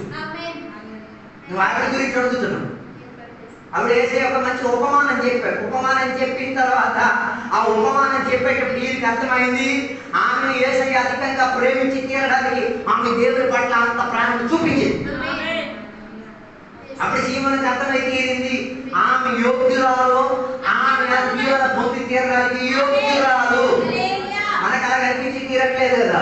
దాని అర్థం దేవుడు మన ఎన్ని విషయాలకు రుణమాఫీ చేసి తీరారు. నీ పాపపు భారం మొత్తం ఆయన ఏం చేశారు, ఒక్క నిమిషంలో రుణమాఫీ చేసి తీరి నువ్వేం చేయలేకపోతున్నావు. తోటి సహోదరుని క్షమించలేని ప్రక్రియలో ఉండగలిగి తీరుతున్నావు. ఈ పక్కన ఒకసారి విచారణ చేసుకో. ఈ కుష్టం అంతా లోనం పెట్టేసుకొని ఎన్ని పట్టాలు రావాలి, ఎన్ని భాషలు చెప్పి ఎన్ని స్వార్థకి ఏ ప్రయోజనం. మారాలి, మనకు మారాలి, మార్పు తెచ్చుకోవాలి. లేకపోతే ఏమవుతుంది, ఈ క్యాన్సర్ జబ్బుతో సత్తావు. ఓ లార్డ్, దయలేని తత్వంతో ఏది వింటావో అది కోసుకు తీరాలి. అందుకే దాని ద్వారా నేను చెప్పాను, ఏది విత్తనం వేస్తున్నావో దాన్ని పంట నువ్వేం వేయాలి, చచ్చినంత వరకు కోసి తీరాలి. చచ్చినంత వరకు ఏం చేయాలి, కోసేదానికి మంచి విత్తనం వేసుకు తీరడానికి ప్రయత్నం చేయాలి. అది దయ కలిగి మంచి హృదయం ఎప్పుడు ఏడు కోరి తీరుతుంది. దయ ఎందుకు, నేను దయ పొందినోడిని, నా మీద దయ కలిగి తీరింది. నేను చావాల్సిన పరిస్థితిలో నా దగ్గరికి వచ్చాడు, నా ఖర్చు పెట్టాడు, నన్ను బాగు చేశాడు, నన్ను సంఘంలో తీసుకొచ్చాడు. ఆయా మర్సిఫుల్. అందరికి సేవకుడు పట్ల దయ్యుడు, సంఘం పట్ల దయ్యుడు, సంఘంలో ఉన్న పరిచర్య పట్ల ఏమోడు. దయ ఉందో లేదో ఈ సరుకులు కడగండి. ఎత్తినోడికి దయ ఉందో లేదు. ఓ లార్డ్, అక్కడికి ఇప్పుడు తుడమని చెప్పాడు, తుడిచి మన మూల పెట్టాడు, దానికి గొప్ప దయ చూపించాడు. తుడిచి ఒక మూల పెట్టాడు. దయ ఎంతవరకే, బయటికి వెళ్ళలేదు. హల్లెలూయా. పగటిలో దేవునికి బిడ్డలు ఏం చేస్తూ తీరాలి. ఇఫ్ యు ఆర్, నీవు సమరయుడు వైపు తీరితే ధర్మశాస్త్రాన్ని ఏం చేయాలి, నెరవేర్చేటట్టు తీరాలి. 4వ బైబిల్ చెప్తున్న మాట కీర్తనలు 51:10 దానిని చెప్తున్న దేవా నా హృదయంలో ఏం చేసి తీరాలి, నవీన పరచుకు తీరాలి. క్లీన్ మై హార్ట్, నా హృదయాన్ని కడిగి తీరాలి. దాని అర్థం ఎందుకు ఆ కీర్తన రాయబడి తీరింది, దావీదు తన జీవితంలో చేసిన పొరపాటును నాతాన్ ప్రవక్త ప్రవచించుకొని చెప్పి తీరడం వలన ఈయనకు అర్థమై తీరింది నేనేం చేసి తీరాలి, నేను చేసేది తప్పు అన్నది. దాని అర్థం ప్రవక్త రాకముందు వీడికి అర్థం కాలేదా? ఎందుకు అర్థం కాలేదు?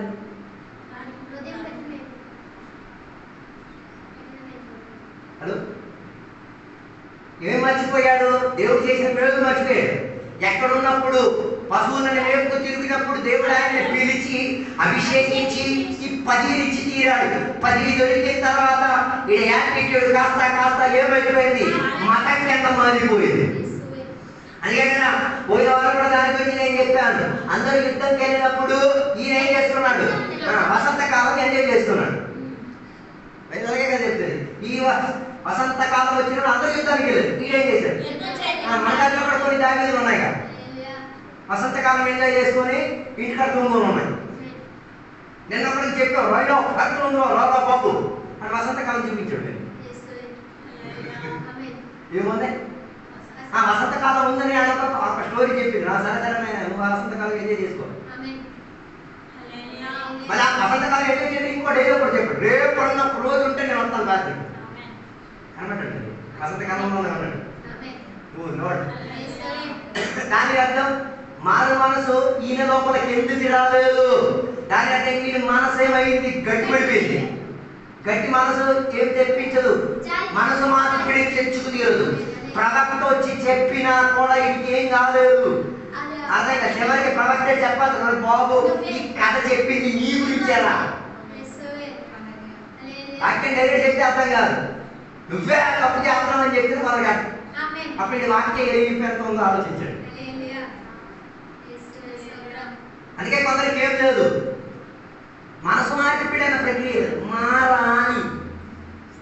రిపెంటెన్స్, మారు మనసు అంటే దాని అర్థం ఏంటి? ఈ మనసుతో నువ్వు ఒక పక్కకి వెళ్తున్నావు, ఏమర్థమైంది? ఇది వెళ్తే కరెక్ట్ కాదు అన్నది తేలింది. మనసు ఏం చేస్తున్నావు?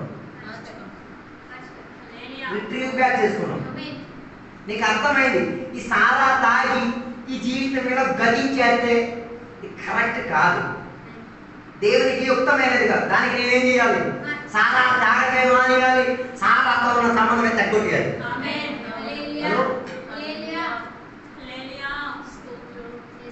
పాపం నుంచి దేవుడు మీరు ఏం చేశారు? విడిపించాడు. పాప శక్తి నుంచి నువ్వు విడుదల పొందావా? అర్థం కాదు.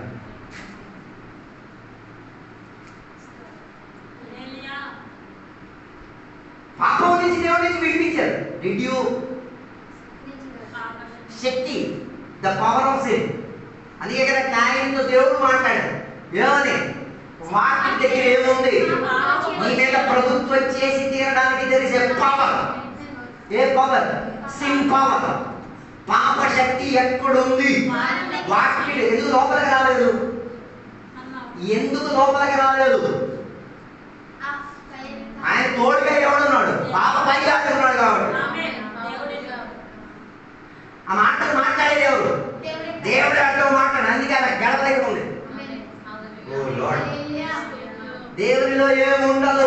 పాపం ఉండదు. దేవుని మీద పాపపు శక్తి ఏం చేయదు, పవర్ ఇచ్చి తీరదు. ఎందుకు దేవుని మీద పవర్ ఇచ్చి తీరదు? కారణం సర్దుకున్న సంబంధం లేదు కాబట్టి. ఈయన దానికి ఏం చేయడు, అవకాశం. మరి మనం ఎందుకు పాపం ప్రభుత్వం చేసి ఉన్నది?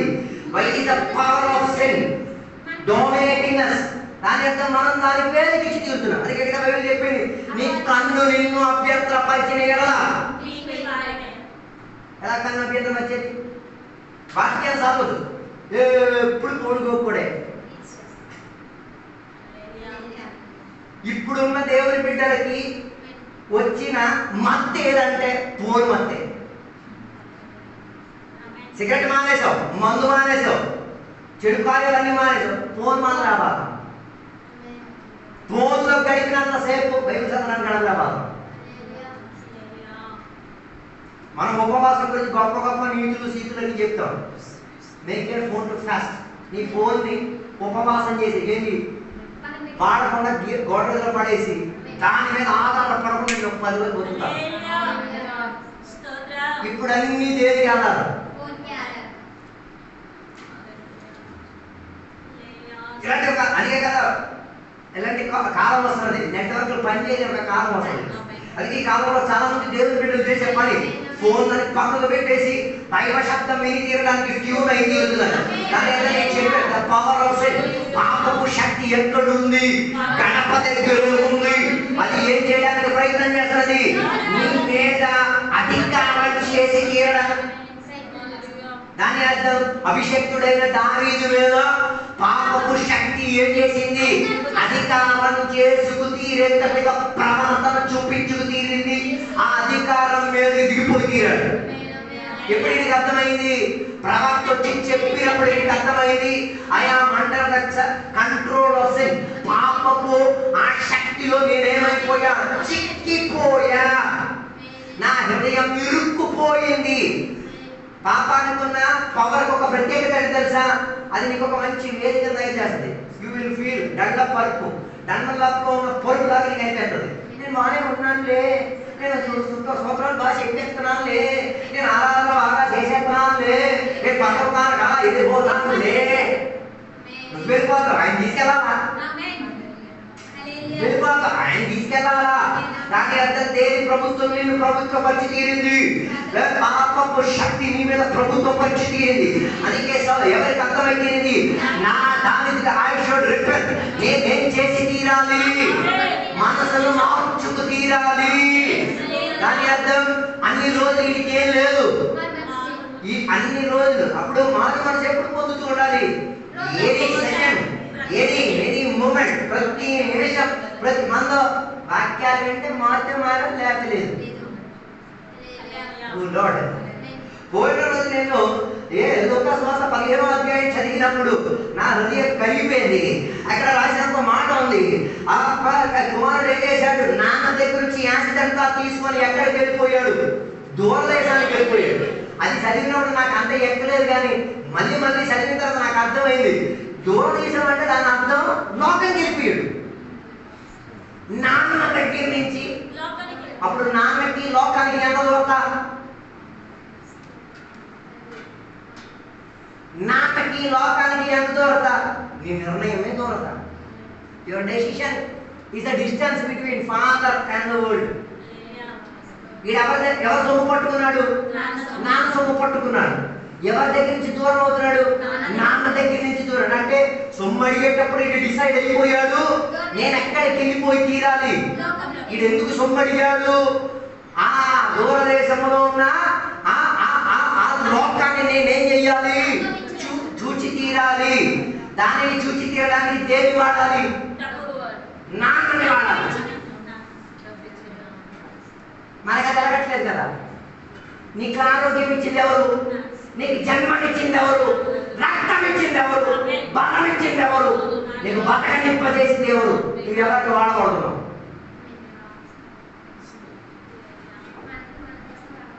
మీరు వివేచించిన I'm nobody to judge you. నేను మిమ్మల్ని తీర్చిదిద్దడానికి అంత హక్కుదారులు కాదు.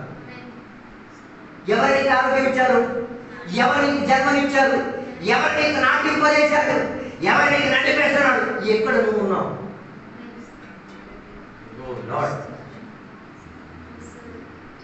ఒక మాట కదా, నాదంటూ లోకాన లేదయ్యా, ఏదైనా ఉందంటే ఓ మై గాడ్. ఎంతమంది గుర్తుంది?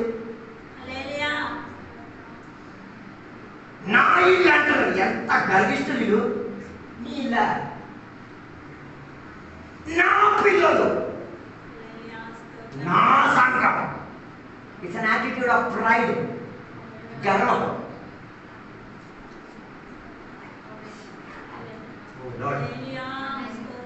అది చదివిన నాకు కని వచ్చింది. నేను అదే ప్రణాళికలో నేను ఉన్నాను. నేను అందరూ తీర్చిచ్చేస్తున్నాను. వాడు కరెక్ట్ కాదు, వీడు అదే బాబు, నిన్ను నువ్వు చూసుకో. నువ్వు నాన్న సొమ్ము తింటున్నావు, నాన్న పేరు మీద. మనం కూడా అదే కదా, నాన్న పేరు మీద కదా వచ్చేది. నాన్న ఇవ్వను ఒక ఆశీర్వాదం చెప్పండి. అన్ని ఆశీర్వాదాలు అనుభవించేవాడిది.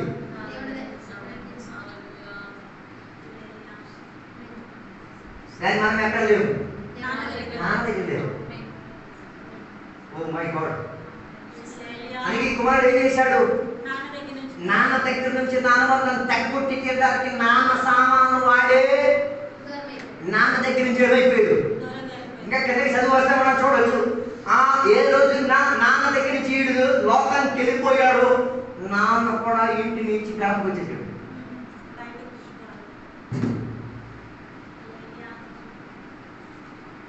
ఓ మై గాడ్,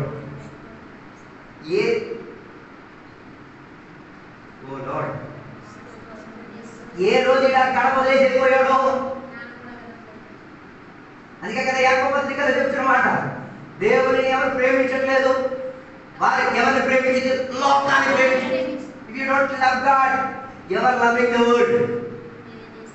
అగాపే దేవుని వాక్యం మీద లేకపోతే, అగాపే దేవుని మీద లేకపోతే, అగాపే ఎవరి మీద? అగాపే అన్న పదానికి అర్థం శాశ్వతమైన ప్రేమ.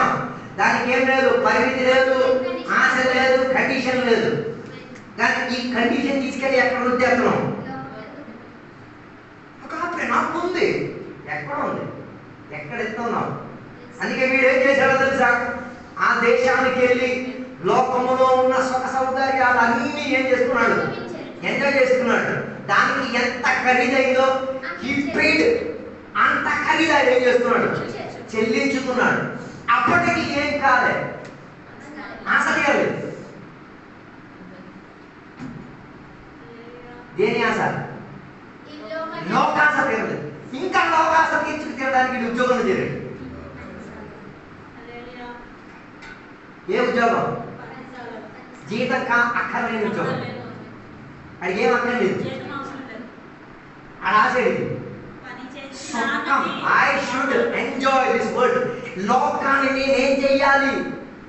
అనుభవించి తీరి మా నాయనకే తెచ్చుకోవాలి, అవమానం తెప్పించుకు తీరాలి.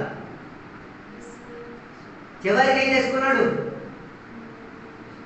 పందుల దగ్గర నుంచి తిండి తిందా ఉంటాడు. ఎవరికి ఉద్యోగం పడి రాడికి తిండి పెట్ట ఎందుకంటే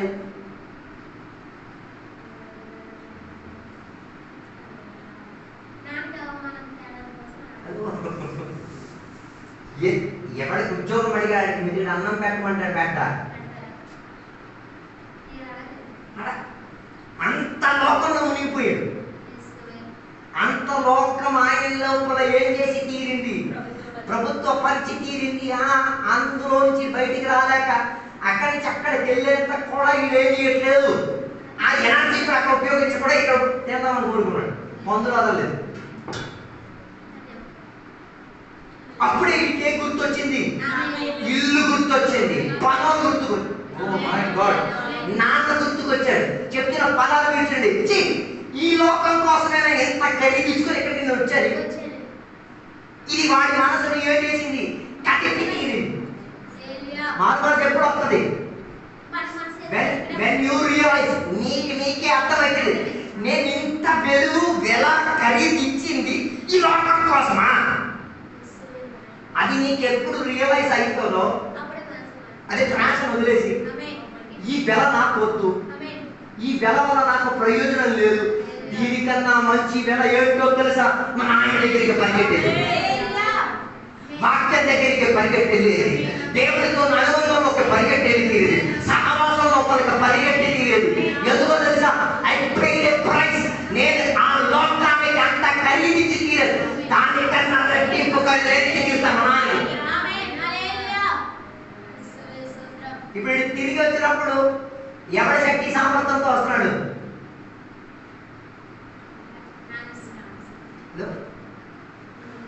అక్కడి నుంచి ఎలా వచ్చి ఉంటాడు ఆలోచించాడు. కనడానికి అవకాశం ఇచ్చున్నాడు మనవాడు. ఎవడు గోడతో గీసేది ఉంటాడు. అందుకే ఆయన గురించి అక్కడ చెప్తున్నది, ఆయన ఎలా వచ్చాడు తెలుసా? మురికి బట్టలతో. దాని అర్థం ఓపిక, దాని అర్థం ఆ మందులు కాదు తినలేదు, అక్కడ కూడా తినలేదు, ఆకలితో. దాని అర్థం పశ్చాత్తాపానికి కలిగిన మనసు చూడండి. He was on a fast. ఇట్లాంటి ఉపవాసంతో శక్తి లేకపోయిన దేవుని మీద, దేవా ఏదో ఒకటి ఎక్కడికి రానివ్వు దేవా, నాన్న దగ్గర రానివ్వు దేవా. I should ask sorry. నేనేం చేయాలి? ఉందా నీకు ఆ యాటిట్యూడ్? లేకపోతే మాత్రం ఏం పొందలేదు. ఏం చేసి తీరాలి? శాపం అడిగి తీరాలి. అందుకని చెప్పిన పదాలు లేకున్నాయి. నాన్న నీకు వ్యతిరేకంగా కాదు, పరలోకానికి వ్యతిరేకంగా. ఈ అర్థమైంది. నాన్నకి మించిన ఒక లోకం ఉంది, నాన్న ఏర్పాటు చేసిన ఒక లోకం ఉంది. అక్కడ ఒక ధర్మశాస్త్ర విధి ఉంది. దానికి విపరీత దిశలో నేను ఏం చేశాను? నేను ప్రయాణం చేసి ఇన్వెస్ట్ చేసి తీరాను. ఇప్పుడు నేనేం చేసి తీరేది? నాన్నకి, ఇంటికి, దేశానికి, దేవుడి రాజ్యానికి అనుకూలత చెందే విధానంగా. అది కాదు ఎక్కడి నుంచి వచ్చాడు వీడు. నాన్నకి ఒక మాట చెప్పాడు, ఏడు తెలుసా? నన్ను ఒక ఆపేశారు, నోరు ముగించారు. కాదండి, నాన్నకి అర్థమైంది వీడు మారు మాసి తీరడానికి తీర్చున్న ఖరీదు మామూలుగా వెళ్ళిపోదు. వీడు మారు మనసు పొంది తీరడానికి, ఒక పనివాడై తీరడానికి కూడా రెడీ అయ్యాడు. మనం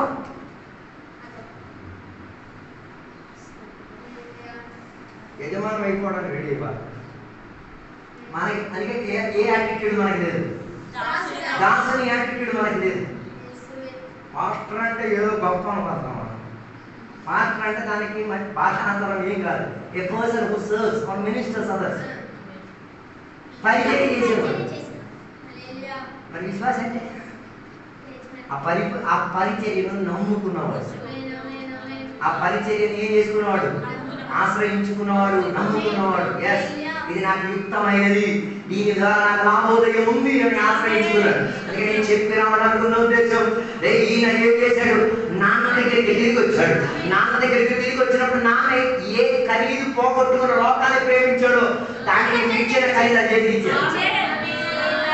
కాళ్ళకి జోలు ఇచ్చారు, శరీరం వస్త్రం ధరింపజేశారు, చేతి ఉంగరాలు ఇచ్చి తీరారు, ఇంటి లోపల మంచి భోజనం ఇచ్చి తీరారు. అందులో నాకు నచ్చిన మాట్లాడారు సార్. నాన్న దేవిని వధించారు, దూడను వధించారు. ఆ దూడ ఇంకెవరు కాదు, సాక్షాత్ వేసి తిరుగుతున్నారు.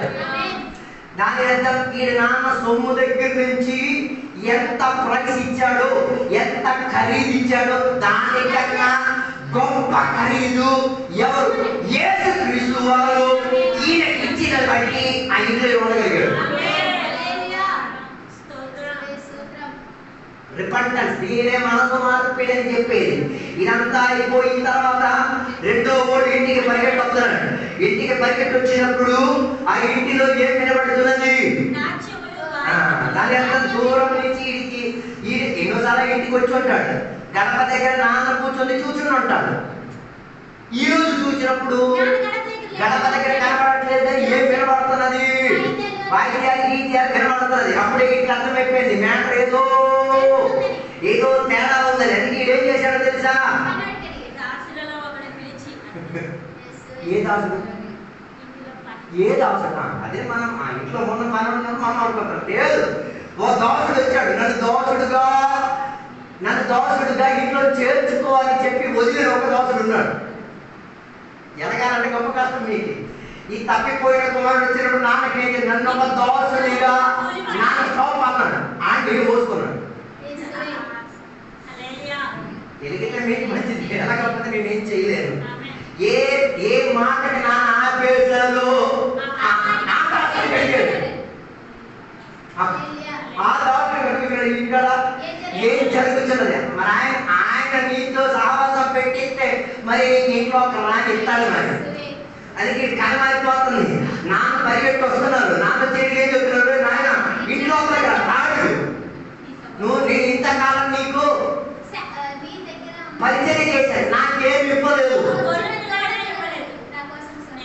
నా కొరకు ఏమీ లేదు, ఒక్క గొర్రె పిల్ల కూడా ఏమీ లేదు. అంటే ఈ ప్రాబ్లం ఆయనకి ఏమి ఇచ్చారని, ఆయనకి ఎప్పటి కోసి ఇచ్చారని. ఆయన కోసి ఇచ్చింది అక్కడ యేసుక్రీస్తు వారే ఆయన. దాని యొక్క వీడికి కూడా ఏం కావాలి? అలాంటి యొక్క అనుబంధం కావాలి. దానికి నువ్వు మళ్ళీ తిరిగి రావాలి. ఓ లార్డ్, దాని అర్థం మంచి హృదయం కలిగిన వారు ఏం చేస్తారు? దే విల్ టర్న్ బ్యాక్, తిరిగి వచ్చి తీరుతారు. దేవుని దగ్గరికి తిరిగి వచ్చి తీరుతారు. ఈ రాత్రి వేళ ఈ పగల దేవుని బిడ్డలు ఏం చేయాలి? ఎనీ సెకండ్ తిరిగిరా, వాపస్ రా. ఏం చేయాలి? ఆస్క ఫర్గివ్నెస్, క్షమాపణ అడిగి తీరు. నువ్వు ఎన్ని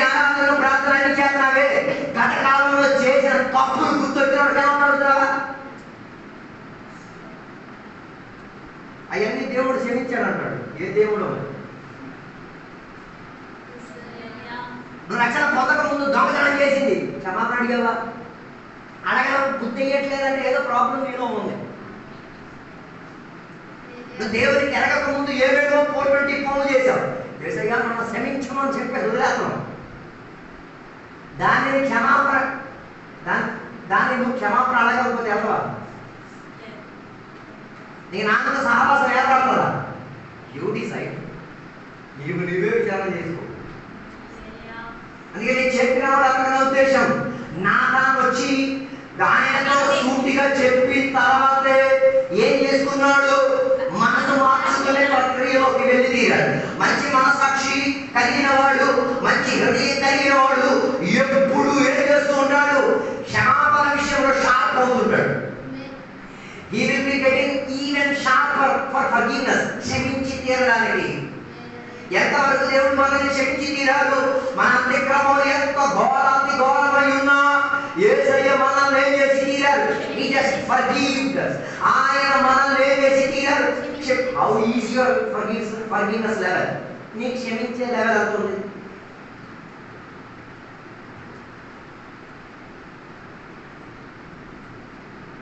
దాని అర్థం మన హృదయం ఏం కాదు, మంచి హృదయం కాదు. మంచి హృదయం ఎప్పుడు ఏం కోరి తీరేది? క్షమించడానికి మనసును ఏర్పరచుకు తీరేది.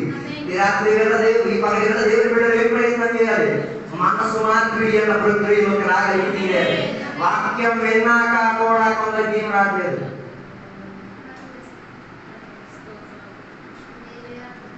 గత వారంగా వాక్యం చెప్పిన తర్వాత అందరికీ సమానం. గత వారం నిన్న వాక్యం చదివి అందరికీ గౌరవం ఏం అక్కర్లేదని మనం అనిపిస్తే నువ్వెంత పెద్ద నీతి మంతుడని నువ్వు తీర్చుకుంటున్నావు. ఒకసారి ఆలోచించు. దావీదు కూడా ఇదే ప్రొఫైల్లో ఎక్కి కూర్చున్నాడు. ఆయనకు అర్థమైతే ఇందులో నుంచి నేనేం చేయాలి? కడగబడినే హృదయం. I need cleanliness in my heart. నా హృదయానికి ఏం కావాలి? ఒక కడుగుదల కావాలి. కడగబడి తీరడానికి 3 సబ్బులు కొలద్దాం. ఒకటి యేసయ్య రక్తం, రెండోది యేసయ్య వాక్యం, మూడోది పరిశుద్ధాత్మ. పరిశుద్ధాత్మ 2 సంవత్సరాలైంది. ఆ శాప కూడా సిద్ధం వచ్చాడు బాబు ఆత్మల ఆరాధన చేయడం ఒకటి చెప్తున్నాడు. గట్టి పురవాళ్ళు వచ్చి కూర్చొని ఎవరు చెప్తారు? శాప చెప్తుంది. దానికి నోరు ఉంటే దాని అర్థం ఈరోజు నాకు ఏం కడుగులో వద్దు. పరిశుద్ధాత్మ కడగడం లేదు. వాక్యం ఆ పిచ్చోడు వచ్చి కడిగితే కడిగేది కడగబడకపోతుంది. నువ్వు బాగా ఆయన ఏదో కాయని ఆయన ఏదో కడుగుతాడు. కడిగితే కడిగేది లేకపోతే లేదు. మళ్ళీ వేసే రకం అది టైలర్ కూడా ఆయన సబ్బులు 3 వాడాలి. ఈ 3 సబ్బుల ద్వారా వాడబడగలిగి తీరితే ఏమై తీరేది? We can be clean. అదే యెషయా గ్రంథం చెప్తే ఒక మాట, మన పాపములు ఎంత ఎరుపు రంగులో ఉన్నాము, అది ఎంత మురికైన రీతిలో ఉన్నాము, యేసయ్య వాటిని ఏం చేసి తీరదు? హిమతుల్యంగా ఏం చేయొచ్చు? కడిగి తీరదు. ఎలా?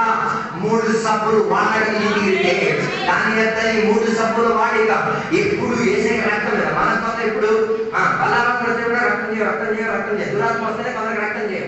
రక్తం చేయాలి. ఎప్పుడు రక్తం చేయ చెప్పాలి? ఎనీ టైం యేసు రక్తమే జయం. యేసు రక్తమే నన్ను కడిగినది. యేసు రక్తము ద్వారానే నేనేమైంది?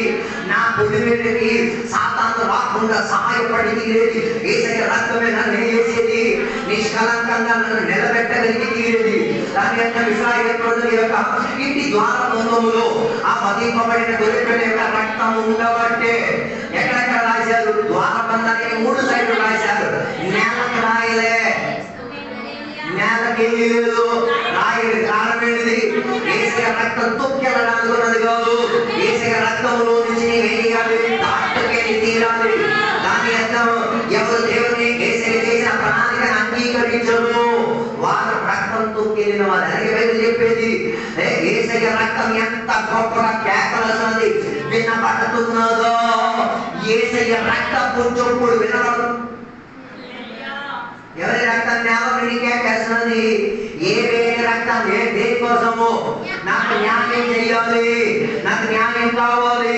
అన్యాయంగా నన్ను ఏం చేసేసారు? అప్పుడు వేసే రక్తం ఏం కేకేస్తుంది?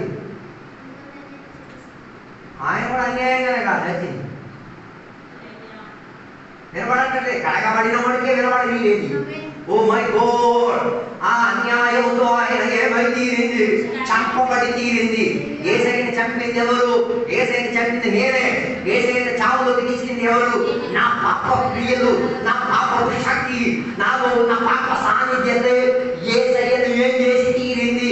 గుడ్డలు ఊడబీకి తీరింది, కొరడా దెబ్బలు సహింపజేసి తీరింది. యెరూషలేము తెలివి మొత్తం ఏం చేశారు? ఆ సిలువ చెక్కను ఈడ్చి ఈడ్చి ఈడ్చి గాల్గోతా వరకు, కపాలం వరకు ఎక్కి తీరి, ఆ సిలువలో 3 మేకులు కొట్టబడి తీరి ఎక్కించి తీరింది ఈ నికృష్టుడు వల్లే. అందుకే బలారాధన చేయడం కొరకు కన్నీరు రాదు. ఏం కన్నీరు? తప్పుగా సావకూడదు, జబ్బులు రాకూడదు, రోగం ఇవ్వకూడదు. అందుకే అంటున్నారు ఆయన. ఏం రావాలి? ఆ రక్తం, ఆ పరిశుద్ధ రక్తం, ఆ బహుము లేని రక్తం, ఆ కలంకం లేని రక్తం, ఆ పాపము లేని రక్తం నన్ను ఏం చేసి తీరుతున్నది? కటికి తీరుతున్నది. దాని ద్వారా కడగబడి తీరినప్పుడు నా మీద రక్తపు అంటూ కేకేస్తున్నది. ఏంటో తెలుసా? నేనే యేసయ్యను చంపి తీరింది, నా క్రమంలో యేసయ్యను చంపి తీరింది అన్నా కూడా నన్ను కటికి తీరడానికి రక్తం నన్ను వాడి తీరుతున్నది కదా.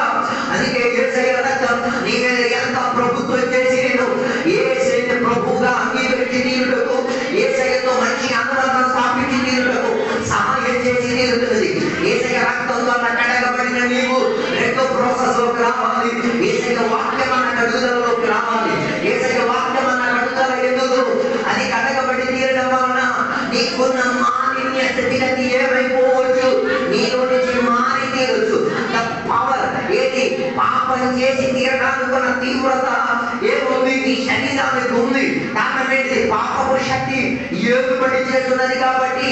అందుకే వారికి ఏమి ఇవ్వబడుతుంది? దేవుని యొక్క వాక్యం. అందుకే డెసిషన్ తీసుకుంటారు. ఏమని?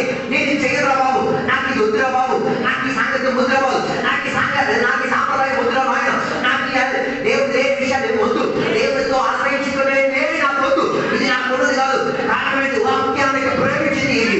అందుకే దేవుని యొక్క వాక్యాన్ని ప్రేమించిన వాళ్ళు లోక స్నేహానికి ఎప్పుడు విపరీతం. దేవుని యొక్క వాక్యాన్ని ఆచరించిన వాడు ఎప్పుడు ఓపోజిట్గా లోకం చెప్పింది ఏం చేయాలి? కోర్టుకి వెళ్ళు, ఆభరణాలు వేసుకో, పండుగ చేసుకో. మనం ఏం చేస్తాం? ఏం చేసుకోలేదు. వీటితో నాకేం లేదు, సంబంధాలు కుదిరించుకోలేదు. కారణం ఏంటిది? అక్కడి నుంచి విడిపించింది తీరడానికి వాక్యం నన్ను. అందుకే కదా ఈ వాక్యం నాకేం చేసి తీరిన పాదములకు దీపం. కారణం ఏంటిది? ఈ లోకం చీకటి యుక్తమైనది. వీటిలో నడిచి తీరాలంటే ఏం కావాలి? దేవుని యొక్క వాక్యం వెలిగింపుకొచ్చి తీరాలి. వాక్యం అందుకే కదా చెప్తున్న మాట, వాక్యము లేక, వాక్యం యొక్క కట్టు లేక, వాక్యం యొక్క పరిమితిలో ప్రజలు లేక వారు ఏమైపోతున్నారు? విచ్చలవిడిగానే 7 ఏళ్ళు వచ్చిందో. అందుకే అదే కదా నోహావు కాలం తరగతిలో జరిగింది. ఎవరికి నచ్చిందో అది పెళ్లి చేసుకోమన్నాడు. తినడం, తాగడం, ఆనందించడం. దేవుడు ఉన్నాడా? దేవుడితో అనుబంధం ఉందా? దేవుడి యొక్క వాక్యం నెరవేరింపే.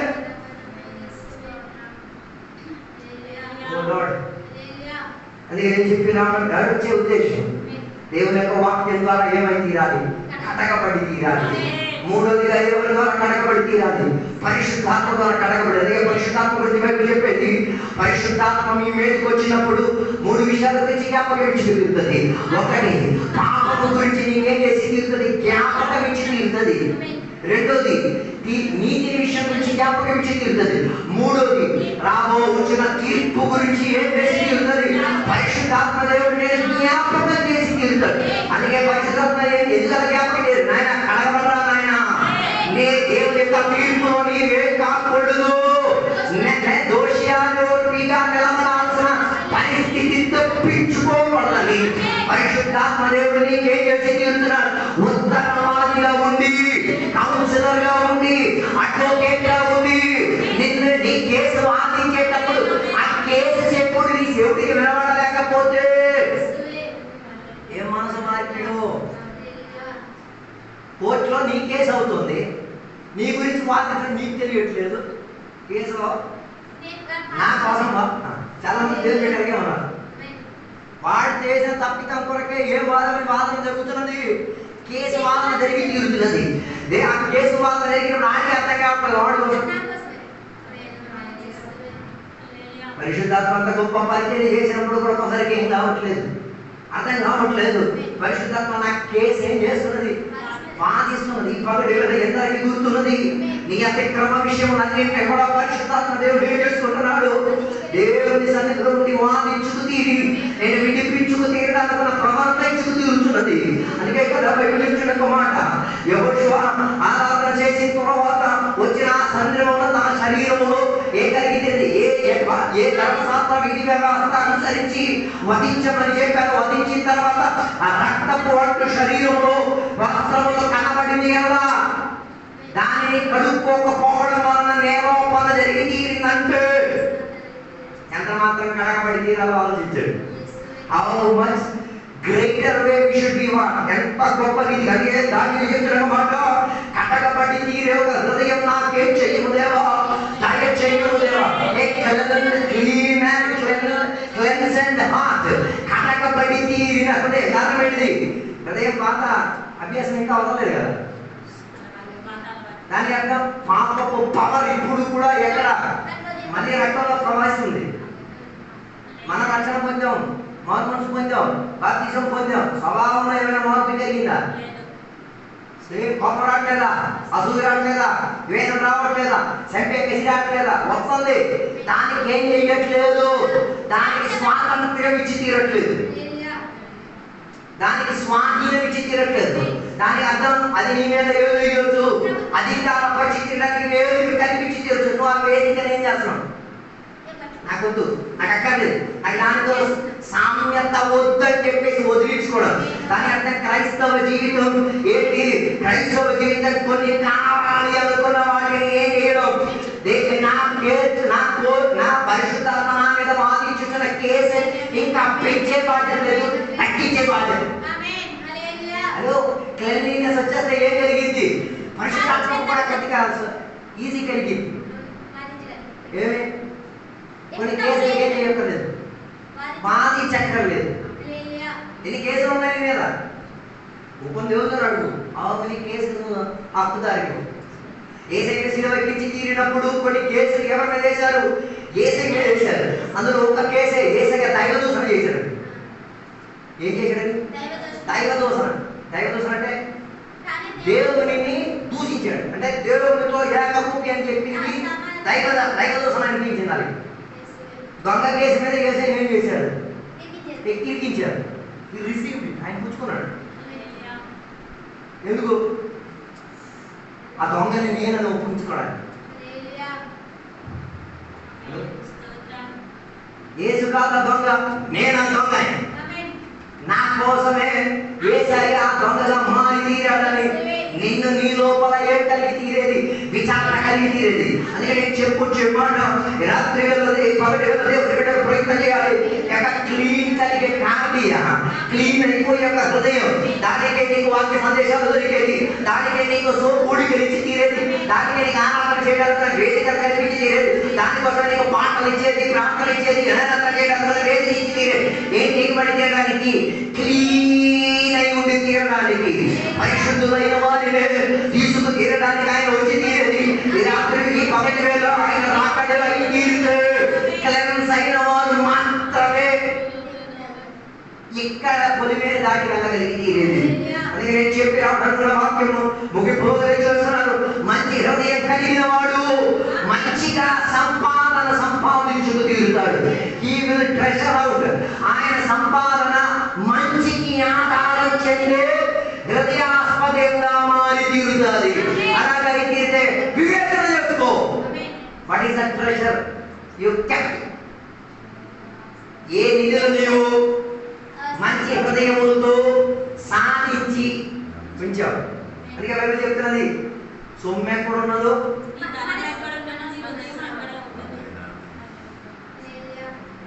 ఎక్కడ మీ మనసు?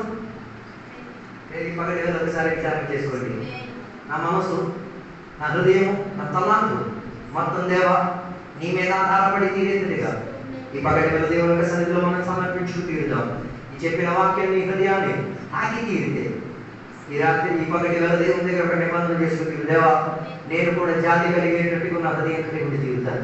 వాక్యానికి లోబడి తీరే యొక్క హృదయంలోకి నేను వచ్చి తీరుతాను. కటకబడి తీరే యొక్క హృదయంలోకి నేను వచ్చి తీరగలుగుతాను. ఈ పగటి వేళ నన్ను సహాయం చేయము దేవా.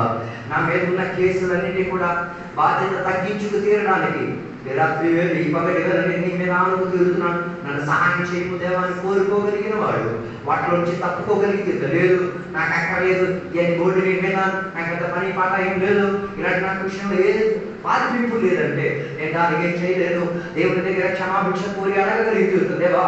వారికి మరలా ఒకసారి అవకాశం దయచేయమని నేను కోరగలుగుతాను. అందుకే పగటి వేళ దేవుని సన్నిధిలో సమర్పించుకుందాం, ప్రార్థన చేసుకుందాం. పరిశుద్ధ మహోత్తర దేవానికి వందనాలు తిరిగి వస్తున్నాం. ఈ పగటి వేళ నీ సన్నిధిలో ఈ వాక్యాంశాల ద్వారా మంచి హృదయం కలిగిన వాడు మంచి ప్రక్రియలతో సమకూర్చుకు తీరుతాడు. ఈ పగటి వేళ దేవ మేము కూడా మంచి హృదయానికి ఆధారం కలిగి ఉండి తీరి ఈ వాక్యాధారంగా కొన్ని నిధులను సంపాదించుకు తీరుటకు, కొన్ని దేవ దయ కలిగే పరివేశములు కొన్ని సంపాదించుకు తీరుటకు, హృదయ శుద్ధి కలిగి క్లీన్ అయిన హృదయములు కొన్ని సంపాదించుకు తీరుటకు సహాయం దయచేయమని కోరుచున్నాం దేవా. దేవా ఈ మంచి హృదయం కలిగి ఉండి తీరి దైవాశ్రయములు జీవించి మా జీవితాన్ని మేము గడుపుకు తీరుటకు మనసు శరీరం ప్రాణమాత్మ మొత్తముగా నీ చేతిలోకి అప్పగించుకు తీరి వాటి ద్వారా ఒక శుద్ధీకరణ పొంది తీరి రాకడలో ఎత్తబడి తీరడానికి సహాయం దయచేయండి. ఈ ఉపవాస ప్రార్థన కూడికలో అనేక విషయాల కొరకు విజ్ఞాపన చేశాం, ప్రార్థన చేశాం. అది వేషధారణ అన్న విషయం మాకు అర్థమైంది దేవా. ఈ పగటి వేళ వాటి విషయంలో దేవా మేము క్షమాపణ అడిగి తీరుచున్నామయ్యా. మాలో మేమే ఏది దైవాశ్రయం లేకుండా అనేక పనులు మేము చేసి ఈ ఉపవాస ప్రార్థన కూడికలో దైవాశ్రయంతో అడుగుతున్నామయ్యా. మేము దైవాశ్రయం లేకుండా చేసిన వాటిని క్షమించండి, మందించండి. దైవాశ్రయ ఫలితముగా దేవా మేము ప్రార్థన చేసిన విషయాలన్నీ జరిగి తీరుటకు సహాయం దయచేయండి. మా గర్వములను తీసివేయండి, మా అహంకారములను తీసివేయండి. మా మీద ప్రభుత్వం చేస్తున్న ఆ పాపపు శక్తిని దేవా కొట్టి వేసి తీరుటకు, వాటిలో నుంచి జారిపోయి తీరుటకు, వాటిలో నుంచి పారిపోయి తీరుటకు సహాయం దయచేయండి. ఎంతసేపు నీ సన్నిధిలో గడపడానికి భాగ్య తరగతిని దయచేసినందుకు దేవానికి స్తోత్రం. దీవెనలతో నింపినందుకు దేవానికి స్తోత్రం. సహాయపరిచినందుకు దేవానికి స్తోత్రం. యేసు నామములో అడిగి పెట్టుకున్న పరమ తండ్రి, ఆమేన్. తండ్రి యొక్క కుమారుడు పరిశుద్ధాత్మక సువాసన ఇప్పుడు వెళ్ళప్పుడు ఇక్కడికి వచ్చిన సద్భక్తులతో దేవాన్ని రెండో రాకడ వరకు తోడై ఉండును గాక. ఆమేన్. దేవుడు నన్ను దీవించును.